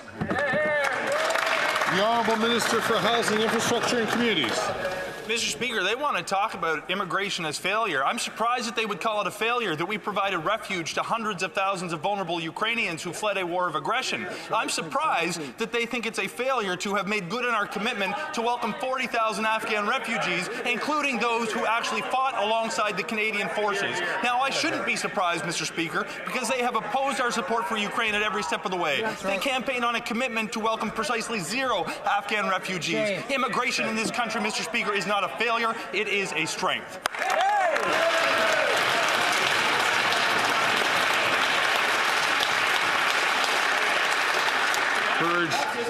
I'm going to encourage all members, please, not to speak out of turn when they are not recognized by the chair.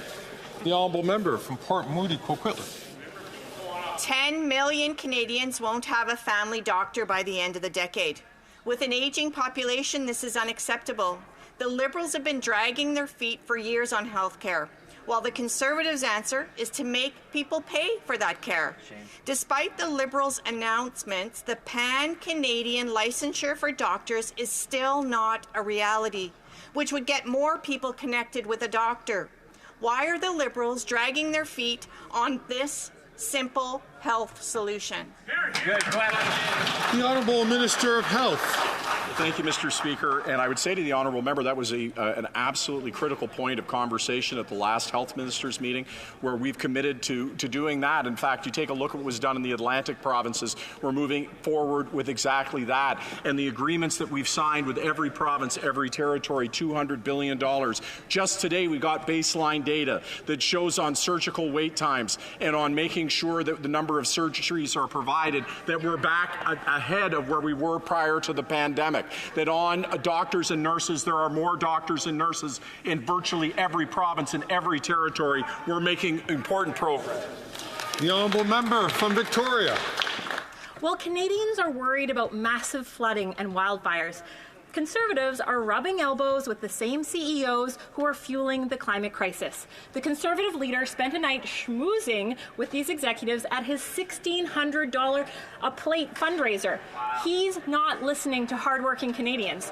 But the Liberals are no better.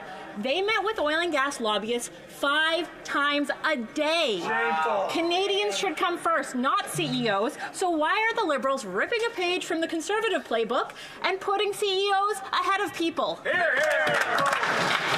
The Honourable Minister for the Environment and Climate Change. Well, thank you, Mr. Speaker. And as opposed to the Conservative leader, I can assure the member opposite that no oil lobbyists have organized fundraisers for me. But I would like to quote her colleague from her own party, Madam Speaker, the member for Rosemont-la Petite Patrie, who said, as a New Democrat, as a progressive, as an environmentalist, we're in favor of putting a price on pollution, Mr. Speaker. Well, it would look like that under pressure from the Conservative, the NDP are no longer conservative, no longer progressive, no longer environmentalist, Mr. Speaker.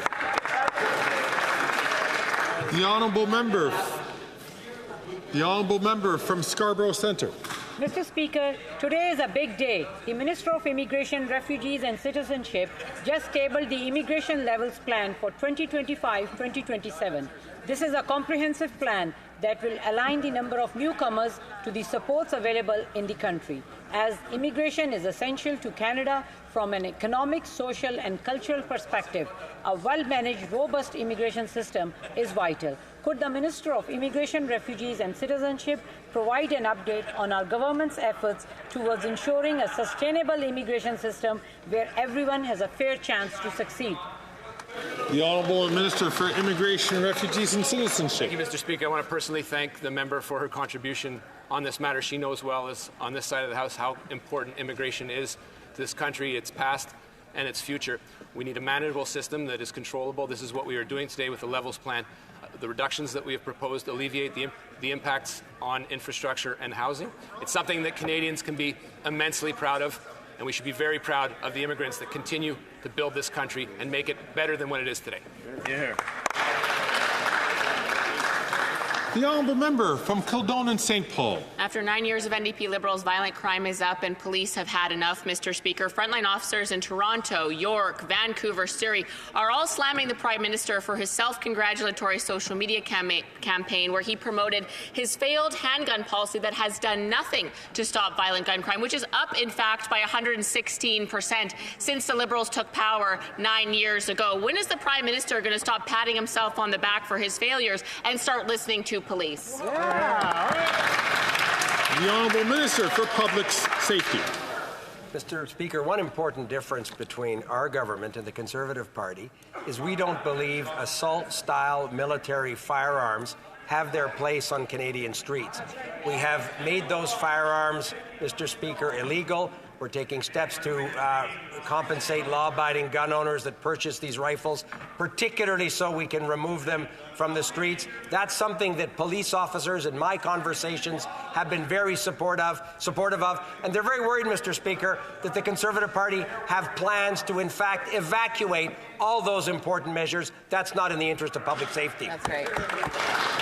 The honourable member from Kildonan St. Paul. You know, Mr. Speaker, I'm going to let the police association speak for themselves. To that Liberal minister and to this Liberal Prime Minister from Surrey, BC, quote, the federal handgun freeze fails to address the real issue, which is the surge of illegal firearms coming across our border, ending up in the hands of violent criminals. From Vancouver, BC, quote, stopping legal sales won't stop criminals from getting guns illegally. You're only restricting law-abiding citizens while doing little to address actual gun violence. When is the Prime Minister going to stop working against police, stop going after law-abiding citizens, and start going after the real problem, criminals? When are The Honourable Minister for Public Safety. Mr. Speaker, I was surprised that our colleague raised the issue of border security. Our government, unlike the Conservative government previously, has invested precisely so the Canadian Border Services Agency would be able to interdict these illegal firearms crossing our borders. Mr. Speaker, we work with the RCMP, their policing partners, and border services. The Conservatives cut the funding to these agencies, laid off hundreds of border services agents, and had in fact plans to cut another 800. The good news, Mr. Speaker, is they lost the 2015 election. We reinvested in those important priorities for Canadians and will continue to do so. The honourable member from Durham. Mr. Speaker, after 9 years of NDP Liberals, crime is up because the Prime Minister's policies are failing. The Toronto Police Association says that violent crime is up 78% since these Liberals came into power. Shootings are up 45% since last year. Gun-related homicides up 62% since last year. So when will the Prime Minister start listening to police associations across Canada and admit he's adding to the crime wave, not fighting it? That's right. Good question. The Honourable Minister of Justice and Procurator General. Mr. Speaker, I appreciate that member's contributions to the House. I just don't appreciate the hypocrisy. What I would say is that assault-style rifles aren't used for hunting deers. That's why we're taking them out of circulation. What I would also say with respect to guns and gangs is that if you don't want guns in our society, then you need to regulate the border. That's why we've invested over $390 million into the CBSA, exact money amounts that were cut by that party. He wasn't there yet, so I can't fault him in particular, but I will fault his party for not doing anything to keep our border safe and to keep guns out of our country. The honourable member from Durham. Mr. Speaker, the Liberal Minister of Justice continues to reveal just how out of touch this government is. And we have real-time evidence of it. Just less than 3 hours ago, there was a shooting in Toronto near Shepherd and Yonge, not far actually from the Minister of Justice's riding. And in that situation, a person is now lying in the hospital in life-threatening condition. So when will this government actually take responsibility for the crime that it's causing and listen to the police? That's right. Good question. The Honourable Minister for Justice and Attorney General. I can assure that member that I listen to the police all of the time. And you know what they tell me? They tell me that when you take guns out of circulation, what you do is you help on things like gender-based violence and domestic violence that occurs because women are getting killed because guns are in the homes. When you pass a bill like C-21, you disable that from happening because you ensure that you're keeping women in this country safe. That is a priority, or should be a priority, for this entire Parliament. It's just really shocking that that member doesn't get it. The honourable member for Drummond.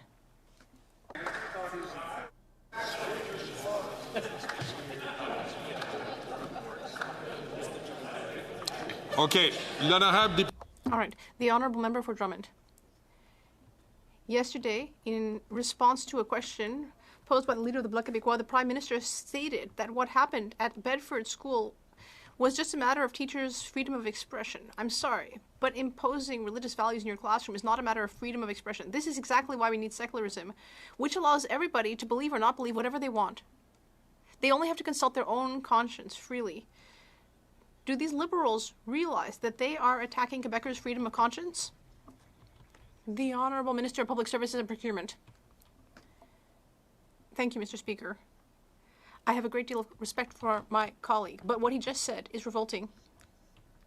The Prime Minister never said that.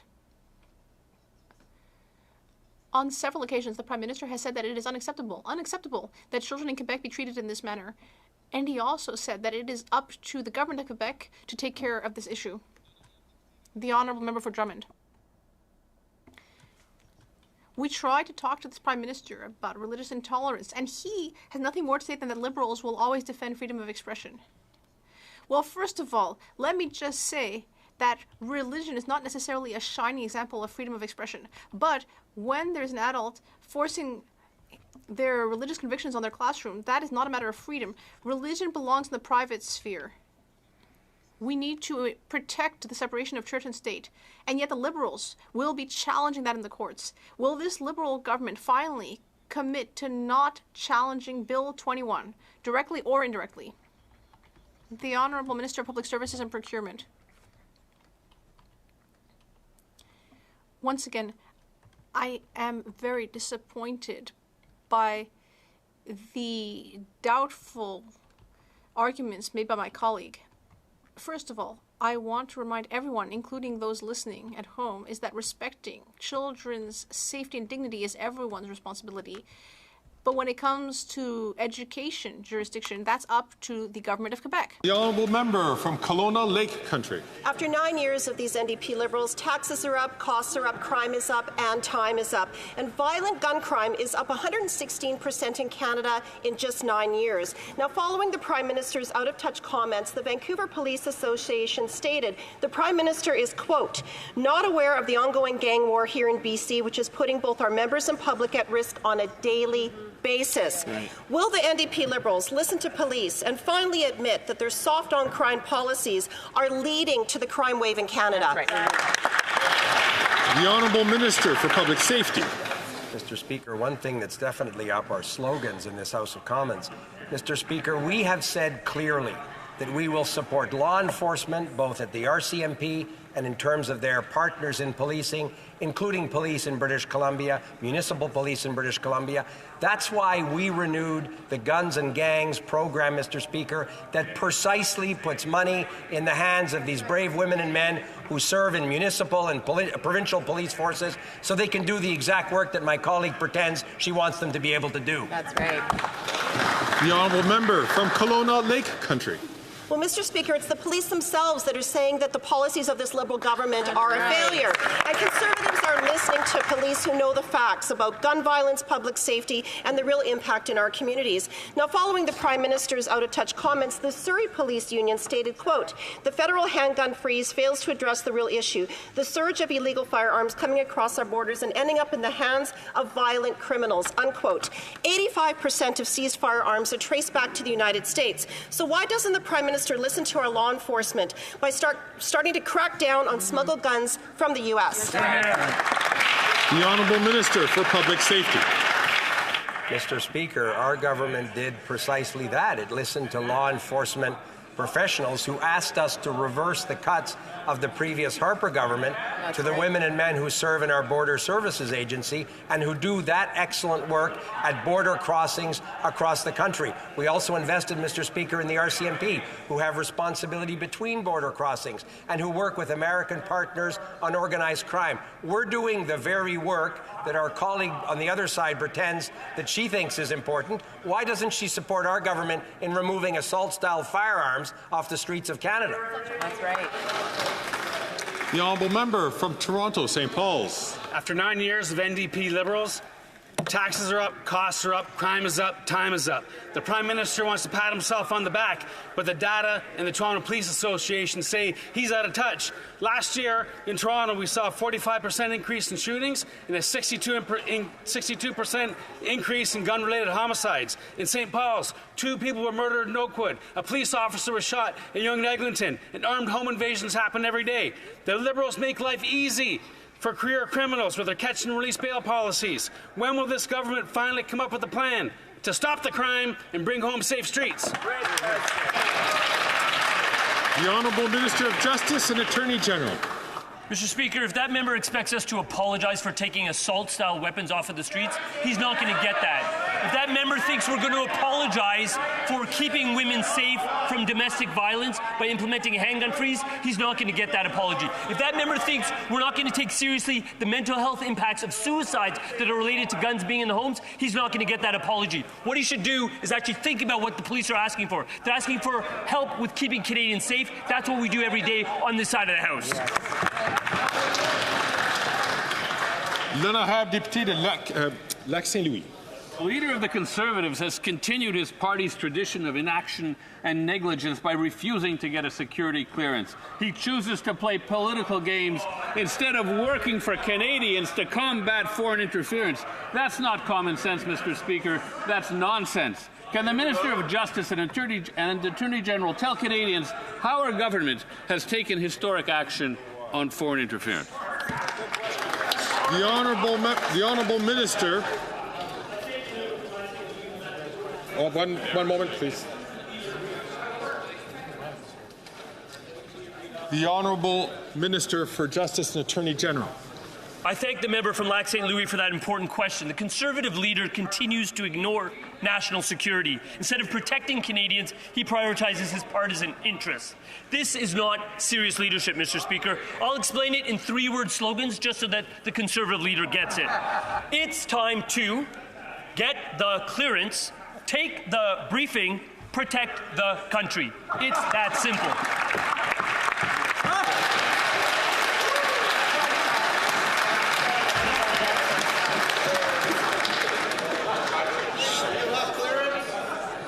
Order, please. À l'ordre. The honourable member from Brantford-Brent. Mr. Speaker, after 9 years of NDP Liberals, taxes are up, costs are up, crime is up, time is up, and now corruption is up. GC Strategies, a two-person company working from their basement, started scooping up government contracts like candy just weeks after the Prime Minister took office. $20 million for doing nothing on the failed arrive scam, $100 million in total in government contracts. If that doesn't scream corruption, I don't know what does. Will the Liberals get our money back? Here, here. The Honourable Minister for Public Services and for Public Services. Merci, Monsieur le Président. Vous auriez pu le dire aussi en français, parce que c'est en français. I'm happy to repeat this in French, because this is something that my colleague has already heard several times in English. It's very good that the Auditor General and the RCMP are independent, and that both of these organizations are doing the work that they are supposed to do, and we will support them in that.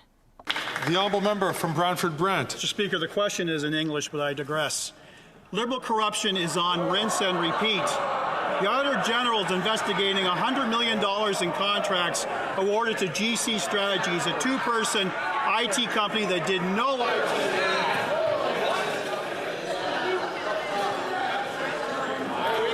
Order.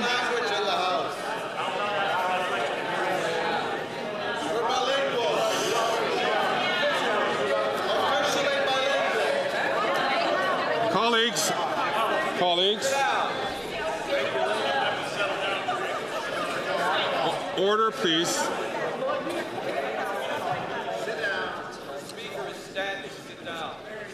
Colleagues, it's very important for us to. I'm going to ask the honourable member to start his question again from the top. But my last member, please sit down for a second. I'm going to ask. Order, please. Order. Please, no notes. I'm going to ask the honourable member to start again, but it's a very important fact. It's a basic fact here that questions can be asked in English or in French, and questions can be answered in English or in French.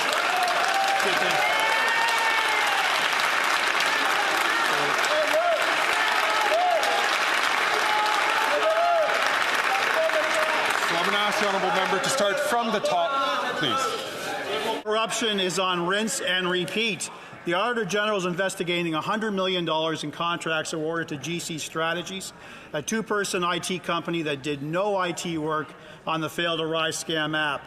The RCMP has already raided the home of GC Strategies founder Christian Firth as part of an ongoing criminal investigation.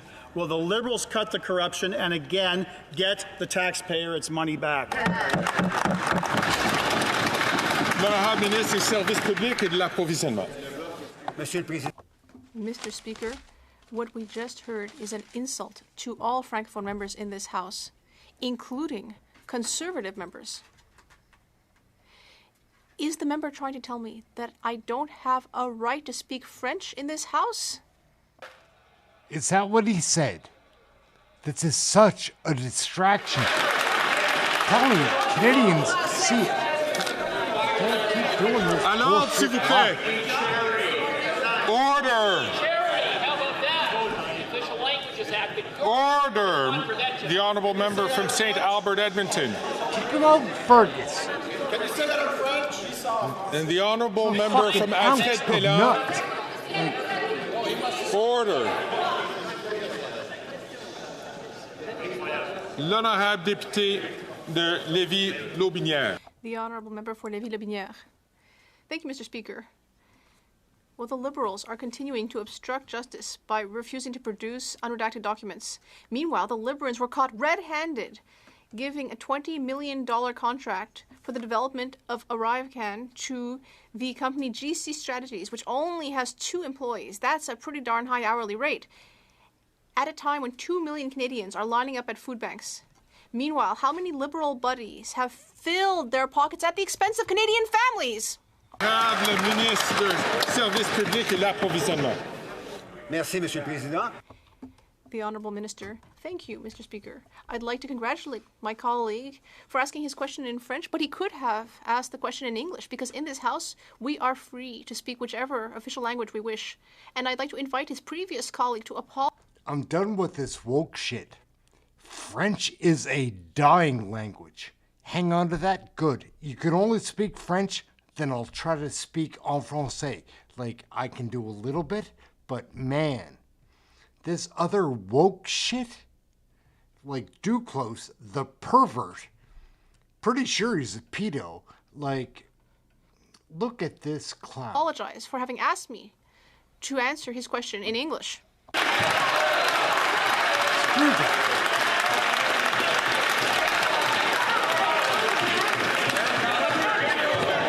À l'ordre, s'il vous plaît. L'ordre, s'il vous plaît.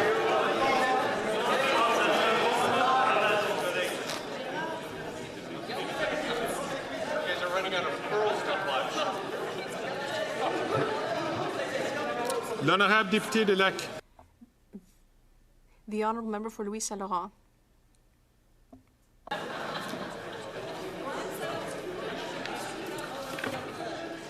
Jump off a bridge. L'honorable député, the honourable member from Halifax West.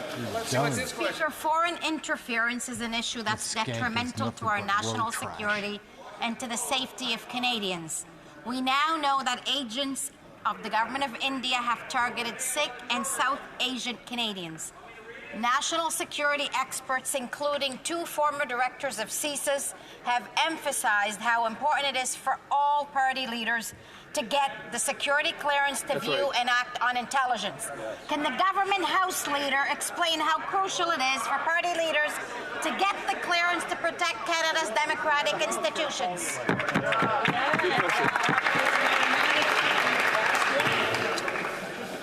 The honourable member from Niagara Falls, I'm going to ask him, please, to not take the floor unless he is being recognized by the Speaker. The Honourable Leader of the Government in the House of Commons. Thank you, Mr. Speaker, and I'd like to thank my colleague from Halifax West for that important question. It's a question that's on the mind of many Canadians, is why won't the leader of the Conservative Party of Canada get his security clearance, Mr. Speaker? It's interesting to note that his Conservative members of Parliament would rather put our national security, our allies, our intelligence allieships, and quite frankly the lives of Canadians at risk, rather than have their leader get his security clearance. The question is why? What is he hiding and what is he trying to protect? Thank you, Mr. Speaker. Karina Gould and her brand new baby alien can go to hell. She is a piece of trash that lies to your face and feels entitled to do so. You can tell when a stupid bitch like this is lying right to your face. And you can tell her lips are moving. Look at it. Right there. Right there. At risk rather trash. than have their leader get his security clearance. God The bless question her. is why? What is he hiding and what is he trying to protect? Thank you, Mr. Speaker.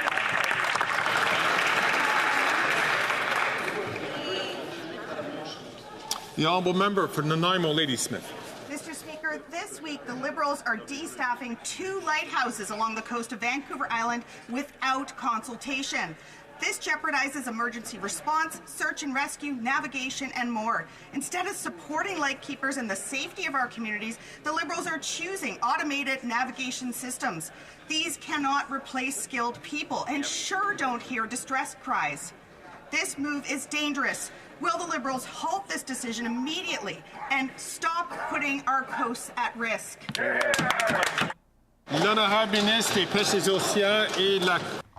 The Honourable Minister of Fisheries and Oceans. Thank you, Mr. Speaker. We are aware of the...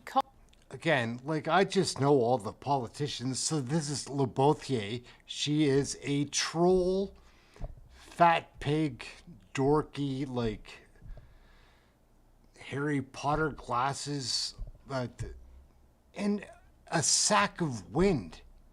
She acts like she's so, like, defiant for the French culture. She's sold out. Guaranteed she speaks English only. Cultural and historic importance of these lighthouses. After a technical assessment carried out by the Coast Guard, it was determined that these lighthouses are no longer safe for staff. The safety and well-being of Coast Guard staff are our main priority. And I would like to reassure my colleague that navigational aids are functional to enable us to continue protecting sailors and coastal communities. The honourable member from Spadina, Fort York. Mr. Speaker, to the Minister of Immigration who intervened to stop a deportation order issued by his own department upheld by a federal court to protect a 5-time criminally convicted foreign national, is it his latest scheme to protect the IRGC by allowing them to falsely claim the refugees? Global News reported that refugee privacy is being exploited to hide behind closed-door proceedings. Why is his government continuing to make a mockery of Canada's legal and immigration systems? Mr. Speaker, is he the Minister of IRCC or the Minister for the IRGC? Oh, yeah.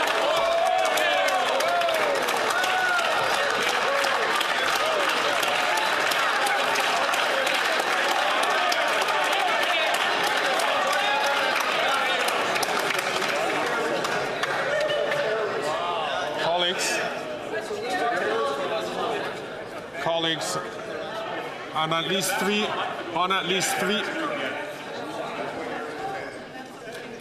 on at least three occasions, the chair has made rulings regarding associating members with odious regimes.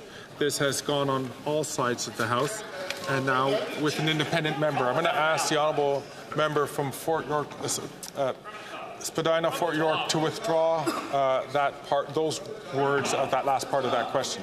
The honourable member. Mr. Speaker, I withdraw. I thank the honourable member. The honourable Minister for Public Safety. Mr. Speaker, our colleague raised... I don't withdraw. Like, I wouldn't withdraw my comment. I'd be like, I'm getting kicked out then. Let's make a point. Let's make a headline. These politicians are all cowards. Our government has been very clear. The Iranian government is a state sponsor of terrorism.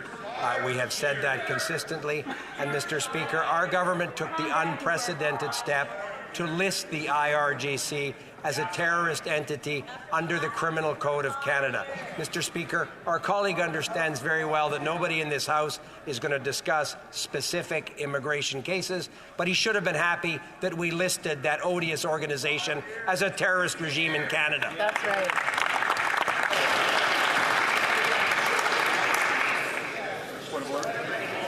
The honourable member from Battle River Crowfoot is rising on a point of order. Thank you very much, Mr. Speaker. In the 2024 annual report to Parliament on immigration that was tabled earlier this day, we need to. I'm not asking for unanimous consent. However, I am asking for clarification from the chair, because in the information that was tabled, the printed version does not have Annex 4. However, there was a last-minute photocopy that was that seems to be inserted. So to you, Mr. Speaker, I am wanting to clarify which version of the report that the minister tabled earlier today was actually tabled, and whether or not the one that was tabled does have this last-minute photocopy with the numbers in it.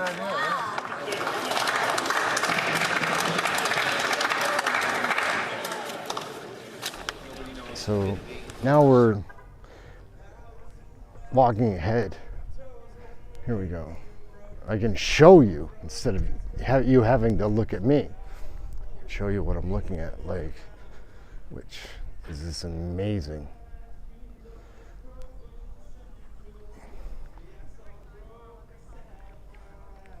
I'm telling you, man, that's ocean water right there. Look how calm it is. Nuts.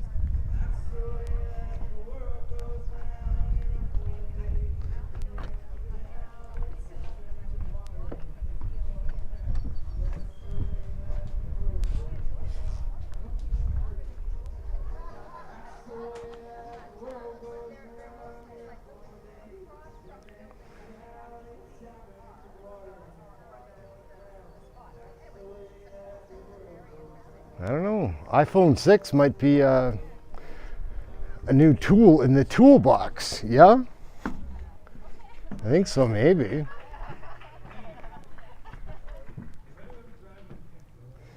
So you can get your gas here.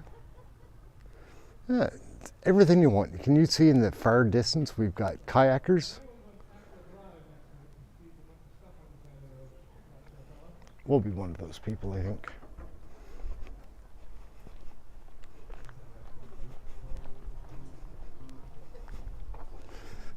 So it's Friday night. They've got something going on here. Hey, there you are. What's up?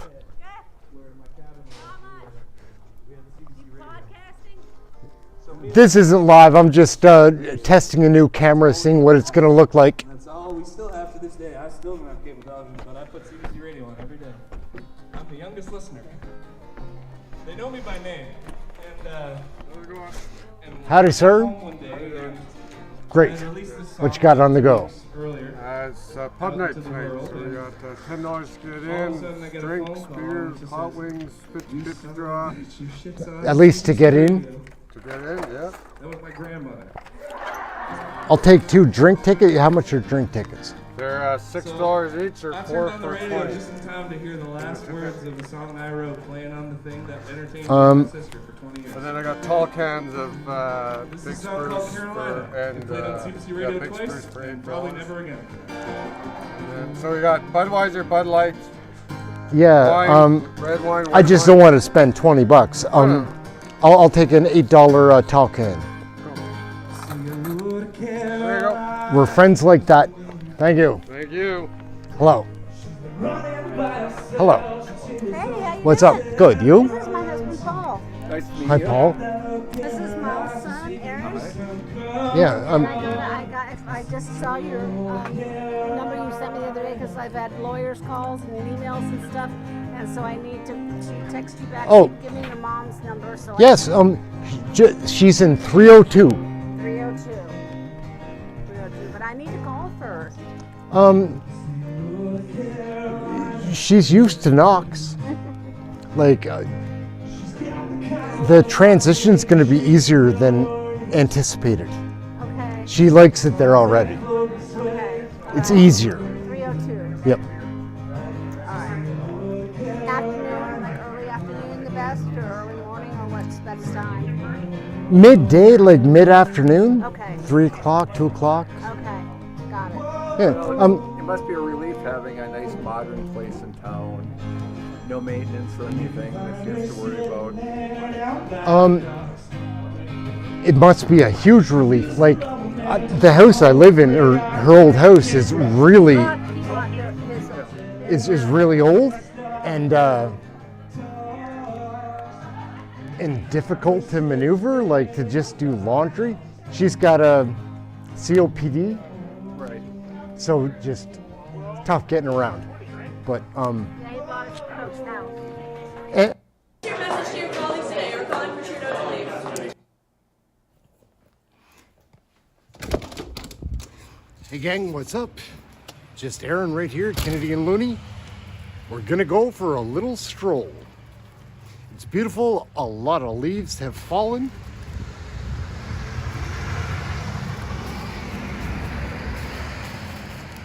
It's so pretty here, we're gonna show on another walk a little bit more of this place. We're going this way this time.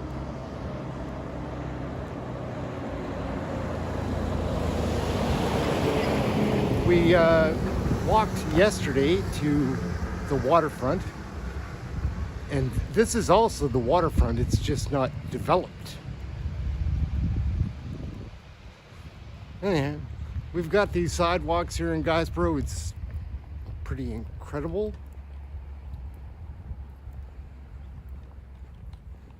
Everything here is so damn beautiful, man. Like, and the people here are kinder, I swear, because of it.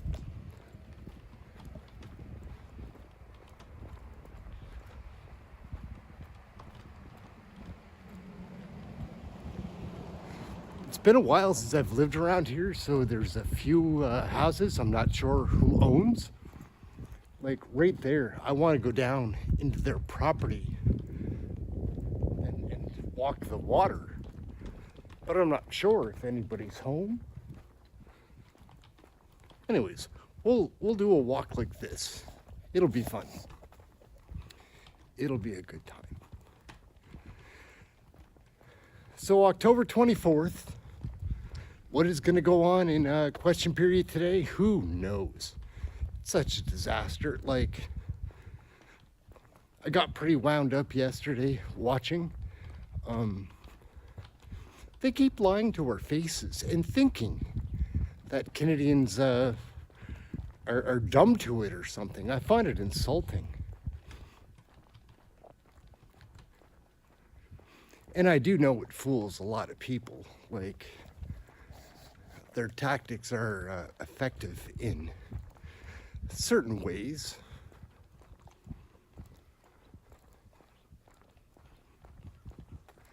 Again, I'm not sure what we can see here.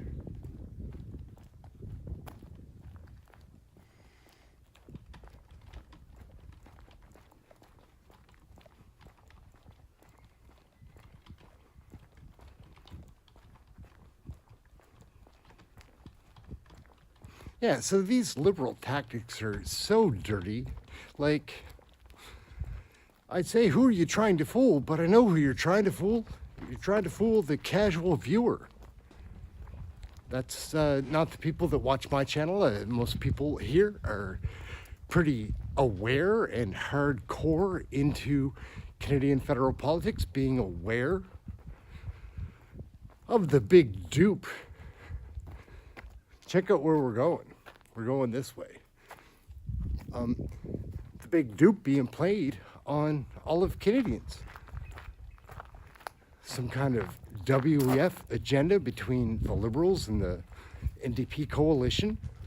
It's totally bullshit. Jagmeet Singh is a sellout.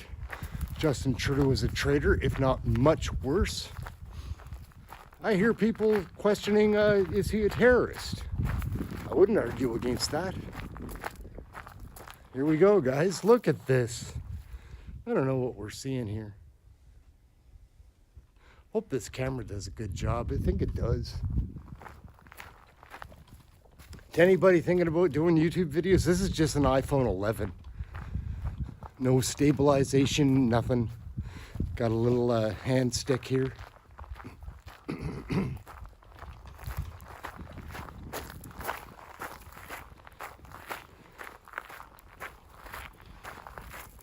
It smells like the sea. at high tide. Not low tide. Low tide's a different smell. This is actually pretty sweet. It's a good smell. Low tide, not so much. It smells rotten and death. Like, stank. Let's see what we got behind us.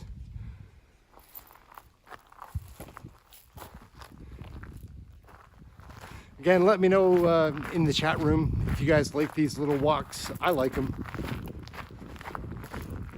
Think we're gonna get an election before next October? Think Trudeau's going down this week? I don't. Like, he's gonna hang on. He's got that cabinet so wrapped around his finger, and I don't know why. I guess it's probably because they all became like ultra rich since they've been under his arm in that dirty, filthy, rotten cabinet. Who's the worst one in that cabinet? I don't know. Like, Karina Gould stands out. Obviously, Chrystia Freeland, Steve McKinnon, Yahara Sachs, Patty Haydu, Randy Balsano, Mark Holland, Jana Suds. They're all trash.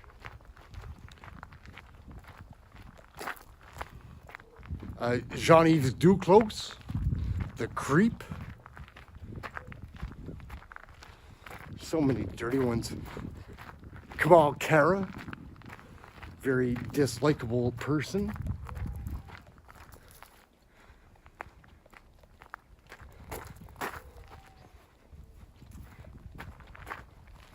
Here we go. Little zip around. I know. Every day, all day. It's just beauty like this. Be nice to bump into somebody on this walk, just because people here are chatty.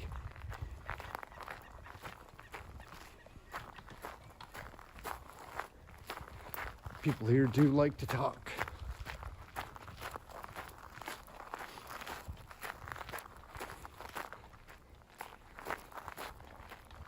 We're just walking up here so that we can walk back to have the wide open. Because right here is the harbor. Like, this is our harbor, but just out here, there's a little channel, and then it's the bay, and the bay is the serious ocean. There's a land finger here that keeps the water moving slowly, like in the harbor. It's quite protected. Gosford was going to be a place, like, it was in competition with Halifax back in the day. We didn't get our railroad, and so it just didn't happen. Now we're kind of off the grid here. So, again, this is what we're looking at here. All day, every day.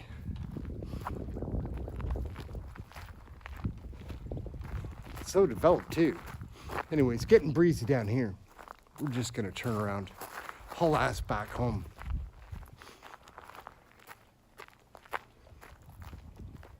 Like I say, let me know in the chat room what you think of these walk around videos. I like making these. I like walking in this pretty area anyways. And like, no car ride, nothing, like straight from my house to here. Pretty.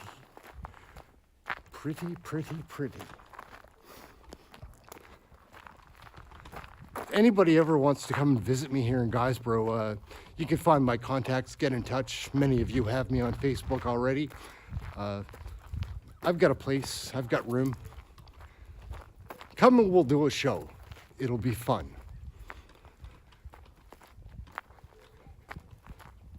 We're gonna walk back down around the waterfront.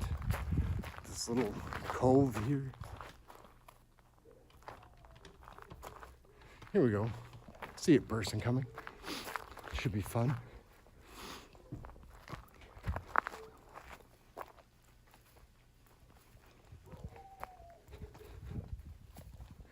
This old bridge was, this bridge right here behind me was old when I was a kid. Now I'm old. So the bridge is even older.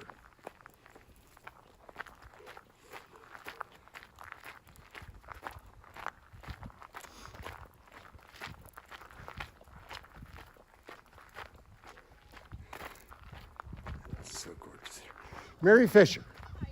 Oh, wonderful. Just out shooting. I'm showing my viewers how gorgeous this place is. This is Mary Fisher. She was one of my teachers when I was growing up. That's all right. It's so beautiful. Isn't it? Breathtaking. It is. Like getting fogged in, but mine was warm today. Oh, it's warm right now. Yeah, it's beautiful. Good to see you, Mary. Take care.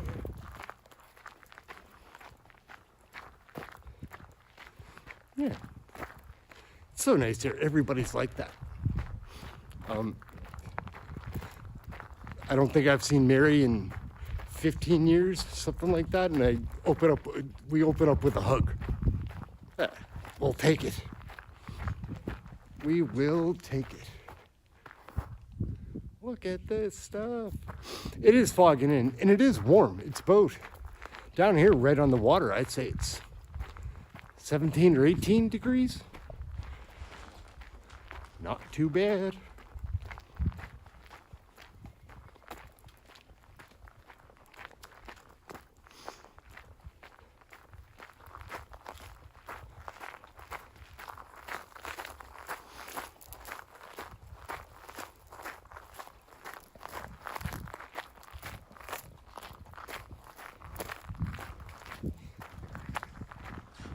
Try this out. So yeah, guys, I don't know what these liberals are doing. It's so frustrating. Like, the fact that they fool my mom all the time, that drives me nuts. But worse than that is the fact that I feel like they're trying to dupe me, and they think I'm stupid enough to be duped by their lame ass tactics. Oh well. What are you gonna do?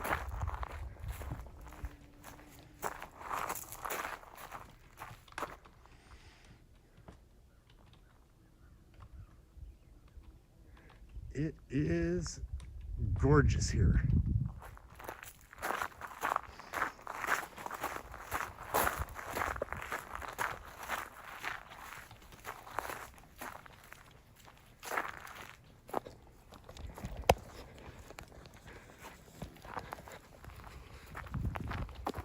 So we're heading up this way.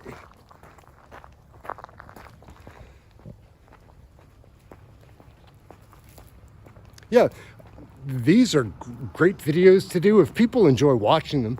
Like, and again, it's not about the things that I'm saying and my talking, it's about the scenery, which is something else. I mean, again, the whole country's beautiful, but like, not quite as untouched as this. And it's been touched a little bit, you know, like just the right amount of beauty, something like that.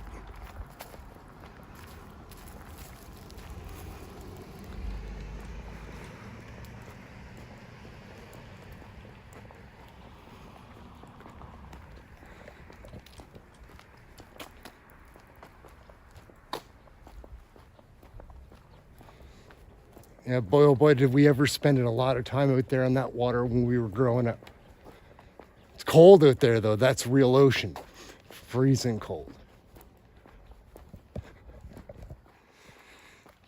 But my man, Jeff Jameson, his dad had a boat. We were out there 6 days a week for like 6 hours a day. Right after school until dark.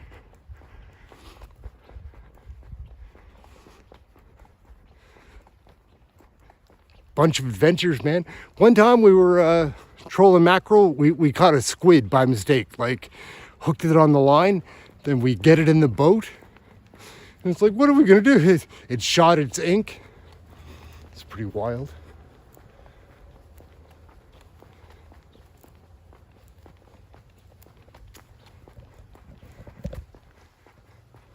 Anyways, we'll be back home here momentarily. And we're just gonna plug and play. Go straight to the show.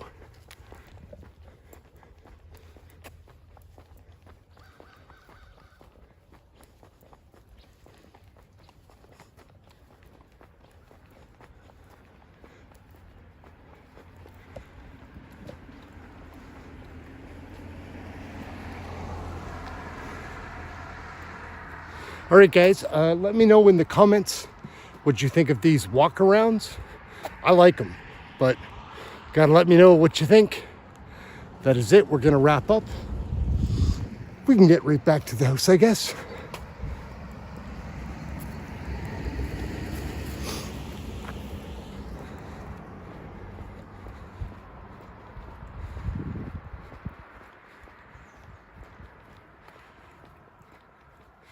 Look at all the leaves that came down.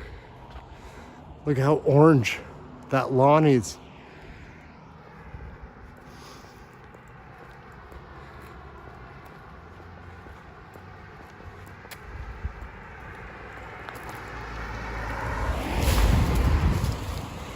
All right, gang, yeah. This gets us back to the nest. Anyways, should be another wacky day in question period. Who knows what's gonna happen?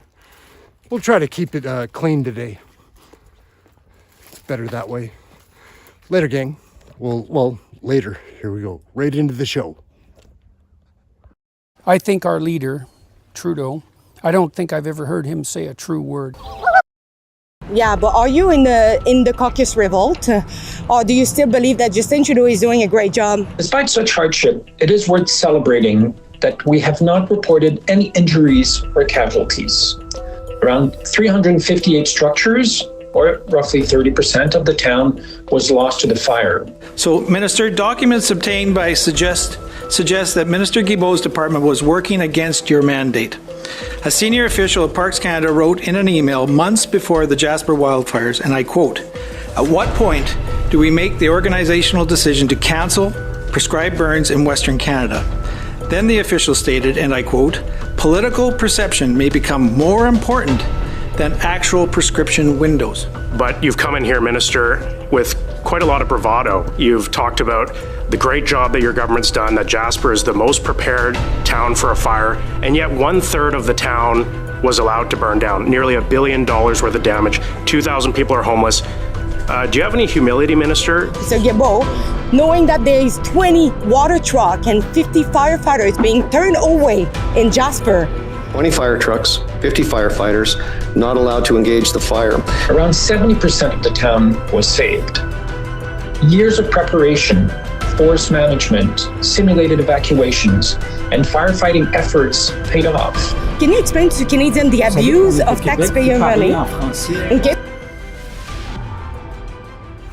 Alexa Lavoie for Ribbon News, and I'm currently in the parking lot of Cosmos Laurier in Quebec City because Stephen Gilbo is here tonight and is holding an event with some of his supporters.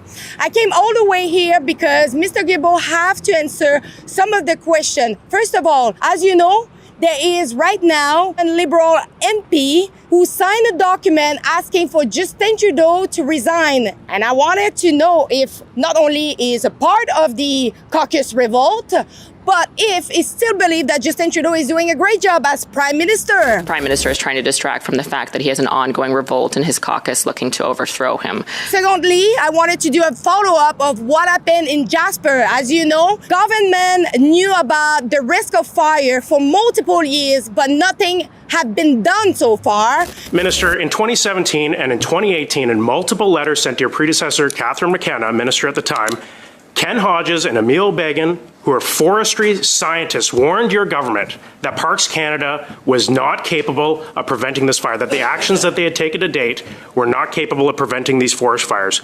They said it was a matter of when, not if. Why did Parks Canada fail to take the actions necessary to prevent this devastating wildfire? I respectfully disagree with the characterization of your question. And we heard a news recently that not only 20 water trucks were turned away, but also 50 firefighters. And you were told specifically that you could not access, and you were told specifically by Parks officials to not engage in fighting the fire in Jasper. Did I hear you say that correctly?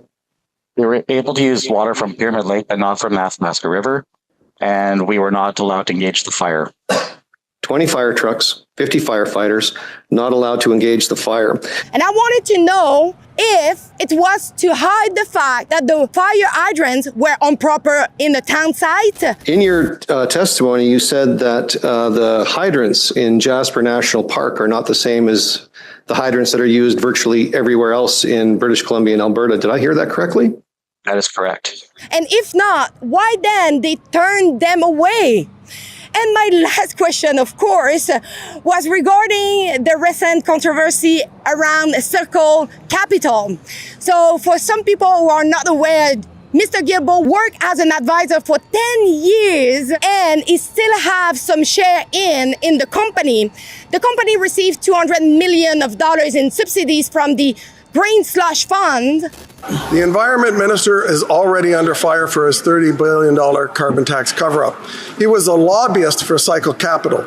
Cycle Capital companies got more than $200 million from the Liberal Green Slush Fund. Wow. Now we learn he is still a big shareholder in Cycle Capital. And since becoming Environment Minister, Cycle Capital companies have gotten another $17 million from the Green Slush Fund. Liberal insiders getting rich on taxpayer money, a carbon tax cover-up, the Environment Minister profiting from the Green Slush Fund sleaze. When will Liberal corruption end? I want him to explain to Canadians about the abuse of taxpayer money to benefit him and his Liberal friends. I tried to ask a couple of questions. You will see my full interaction. He probably came all the way here in Quebec to have this event with some French Canadians because, as you know, they are still polling second in the poll. Quality of life matters. Affording groceries and the basics matters. Ottawa has a different agenda. Their energy production cap will cut your family's budget, which means less money in your wallet. We say let common sense prevail. Tell the feds at scrapthecap.ca. So you need to understand that it's pretty hard to do our job. Not only we need to ask them a question, we need to chase them, film them, make sure they understand the question. And he tricked me. He switched to French because he knows I speak French. But of course, I wanted to ask the question in English because there is some people in the West Coast who are interested to know what happened with the firefighters in the water truck in Jasper. So stay tuned, look at the video, and please go over to our website to chip in, to encourage our work at rebelfieldreports.com. And now let's check the interaction. Mr. Gilbo, I have a question for you. I was just wondering, are you in the Caucus revolt? Yeah, but are you in the Caucus revolt? Or do you still believe that Justin Trudeau is doing a great job? Pardon, je suis sur un appel. Yeah, but you have the right to answer like some question, Mr. Gilbo. Mr. Gilbo, knowing that there is 20 water trucks and 50 firefighters being turned away in Jasper, Mr. Gilbo, you have to answer. We know now that 20 water truck and 50 firefighters were turned away in Jasper. Was that to hide the improper fire hydrant in the town site? If not, can you explain why they were turned?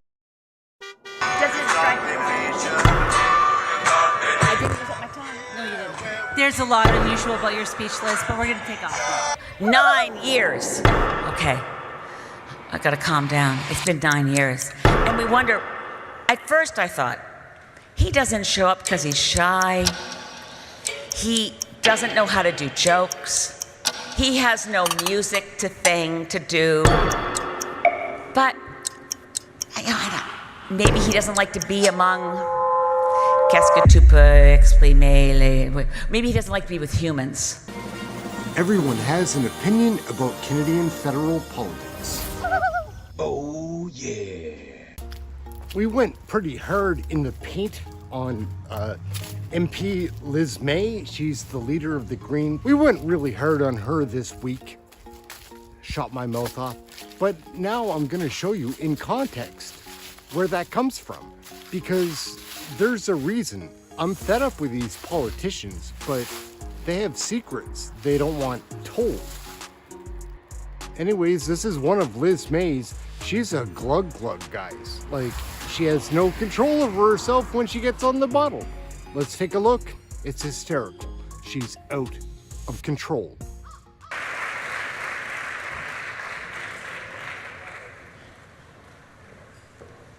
Merci. What can I say about such generous praise? I want to start by saying, here we stand in what used to be the Museum of Civilization. And I stand as a British Columbian Member of Parliament from Coast Salish Territory, Haishka. And I'm standing in front of longhouses of Haida, Nuchalnath. I mean, and here we are, like, has anyone bothered to mention, I am honored to stand on the traditional territory of the Algonquin Nation. Thank you, Miigwech.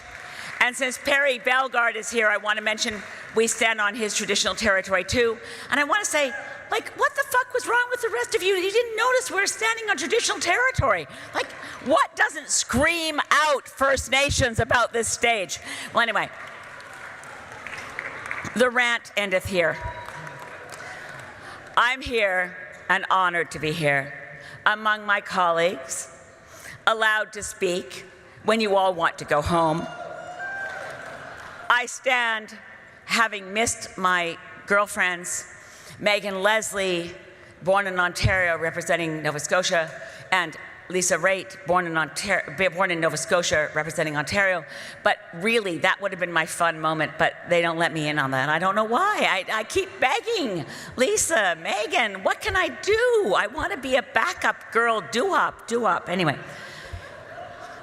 I have very little time to share with you what must be important, which is to say,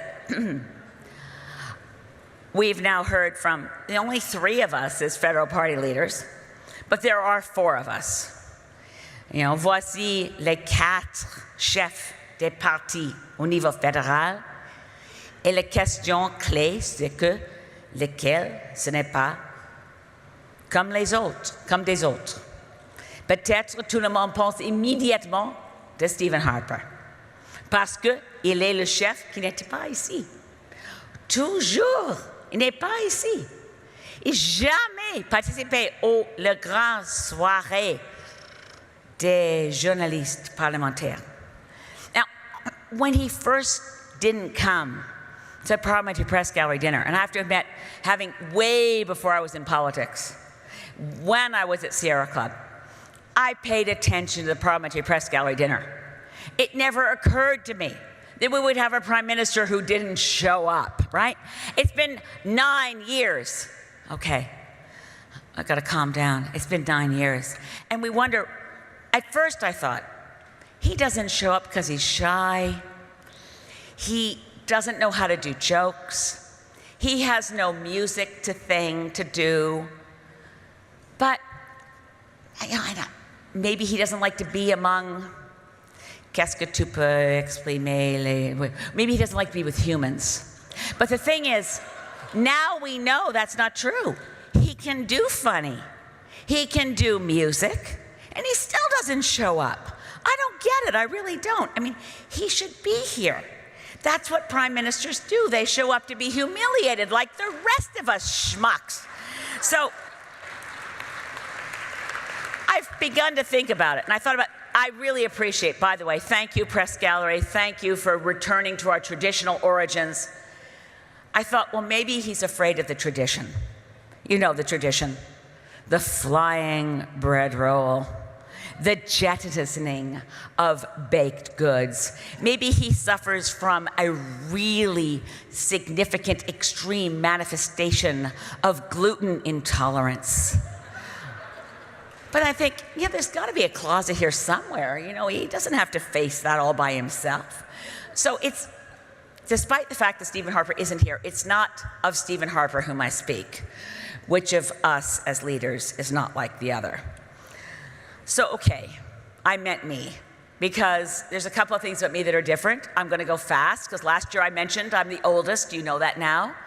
I'm the oldest one. I think you know this, but I'm also the only leader with artificial parts. You do know this. I don't mean my boobs. I mean my hips. My hips are both artificial. The right side has a consumer malfunction part. The security guards, Charmaine Son, you can tell them, I squeak. I walk through the floors of Parliament, and the guards have told me, Madame May, you cannot sneak up on anyone. Because this is a part they don't use anymore because it squeaks. It goes some days like a chirping grasshopper, other days like a really bad squeaky screen door. I'm not kidding you. Some of you know this is true. My daughter said to me, Mommy, you are to Stephen Harper as the crocodile was to Captain Hook. Only you go squeak, squeak, and he went tick-tock. But never mind. Some of the other leaders, in fact, may have artificial parts. They just haven't admitted it. So we're not sure. I mean, I don't know for sure about Stephen Harper's hair. And I'm also not sure about what the hell the Liberals have done to Justin's hair. What the hell? We need a global movement for the liberation of curls. Who decided that it was important to lacquer them down? And I don't know about what other artificial parts. I'm not going to go into Tom Mulcair because it's not fair. Because I think he's going to be perfecting his Rachel Notley imitation, which may involve losing facial hair. But the thing about it is, I really did mean me, because what about me is not like the others? Lequel de celles-ci, c'est pas comme des autres? Évidemment, je suis une femme. I'm the only girl on the leader team. I'm the only woman running. I mean, I don't believe in running for Prime Minister because our parliamentary system of Westminster parliamentary democracy means all MPs are equal and none of us are elected to be dictator. Sorry, Stephen. The thing is, our parliamentary democracy is all of us are equal. But the thing is, I'm the only woman party leader, and I know what men immediately think. Because the poor boys, they really bought into Freud. That whole sexual maturation thing on the Freudian scale, that we go from the oral, I'm not going to eat the mic, into the anal, God, I don't want to think about it, or the genital. Guys get stuck on this Freudian stuff, so they immediately assume that I'm envious of the things the boys have that I don't have. They assume that I suffer from classical Freudian debate envy. But I no longer do. Praise the Lord, free at last. I am not suffering from debate envy because, thanks to a few of the boys, I get to be in the debates. Yes, it will be fun. I'm looking forward to it. And I am happy to say we are all equal and we get to participate as equals. So that's that on that. But you know what? I have a completely deranged and not, there is no sequitur. This is a non sequitur. Do you guys ever wake up with old theme songs from former black and white TV shows that you never thought your kids would ever see, and they're running through your head? Like every now and then I wake up thinking about, Lisa, you've got to wait. Lisa, I wake up thinking about a horse is a horse, of course, of course. This morning I wake up thinking this. Why am I thinking this? Do you guys wonder? Liz, hang on. we wonder why you're thinking that too, but you know. Wait, you know what? Do you guys remember the theme song? Welcome back. Who knew Cotter was spelled K-H-A-D-R? Welcome back, Omer Cotter. It matters to say it. Welcome back, Omer Cotter. You're home. Doesn't it strike you?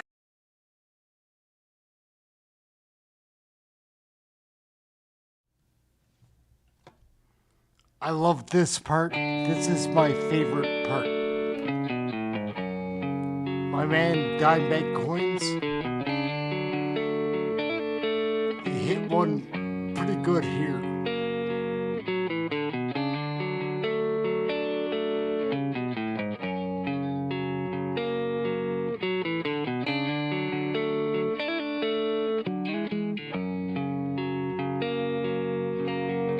Sometimes I feel like I don't have a partner. Sometimes I feel like my only friend is the city I live in, city of angels. Lonely as I am, together we cry.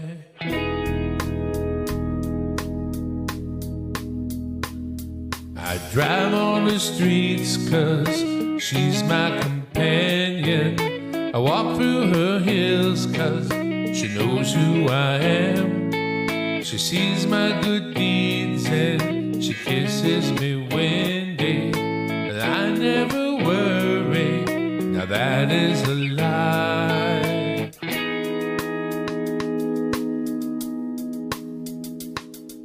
I don't ever wanna feel like I did that day. Take me to the place I love. Take me all the way. I don't ever wanna feel like I did that day. Take me to the place I love. Take me all the way. Hey, hey, yeah.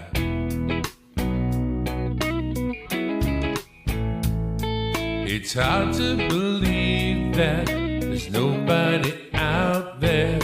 It's hard to believe that I'm all alone. At least I have her love. The city, she loves me. Lonely as I am, together we cry.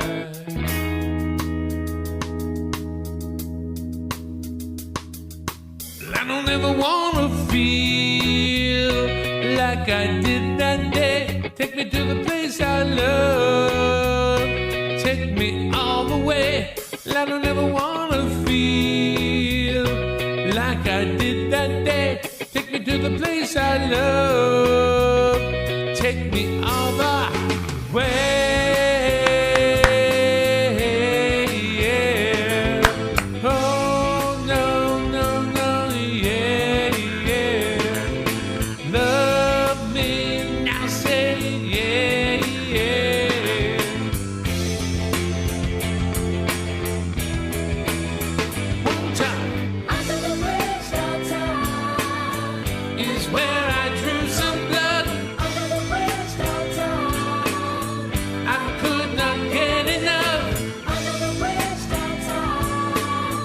Forgot about my love.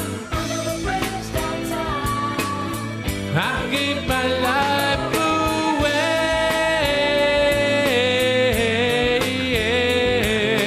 Oh no, no, no, yeah, yeah. Love me, now say yeah, yeah. Will I stay?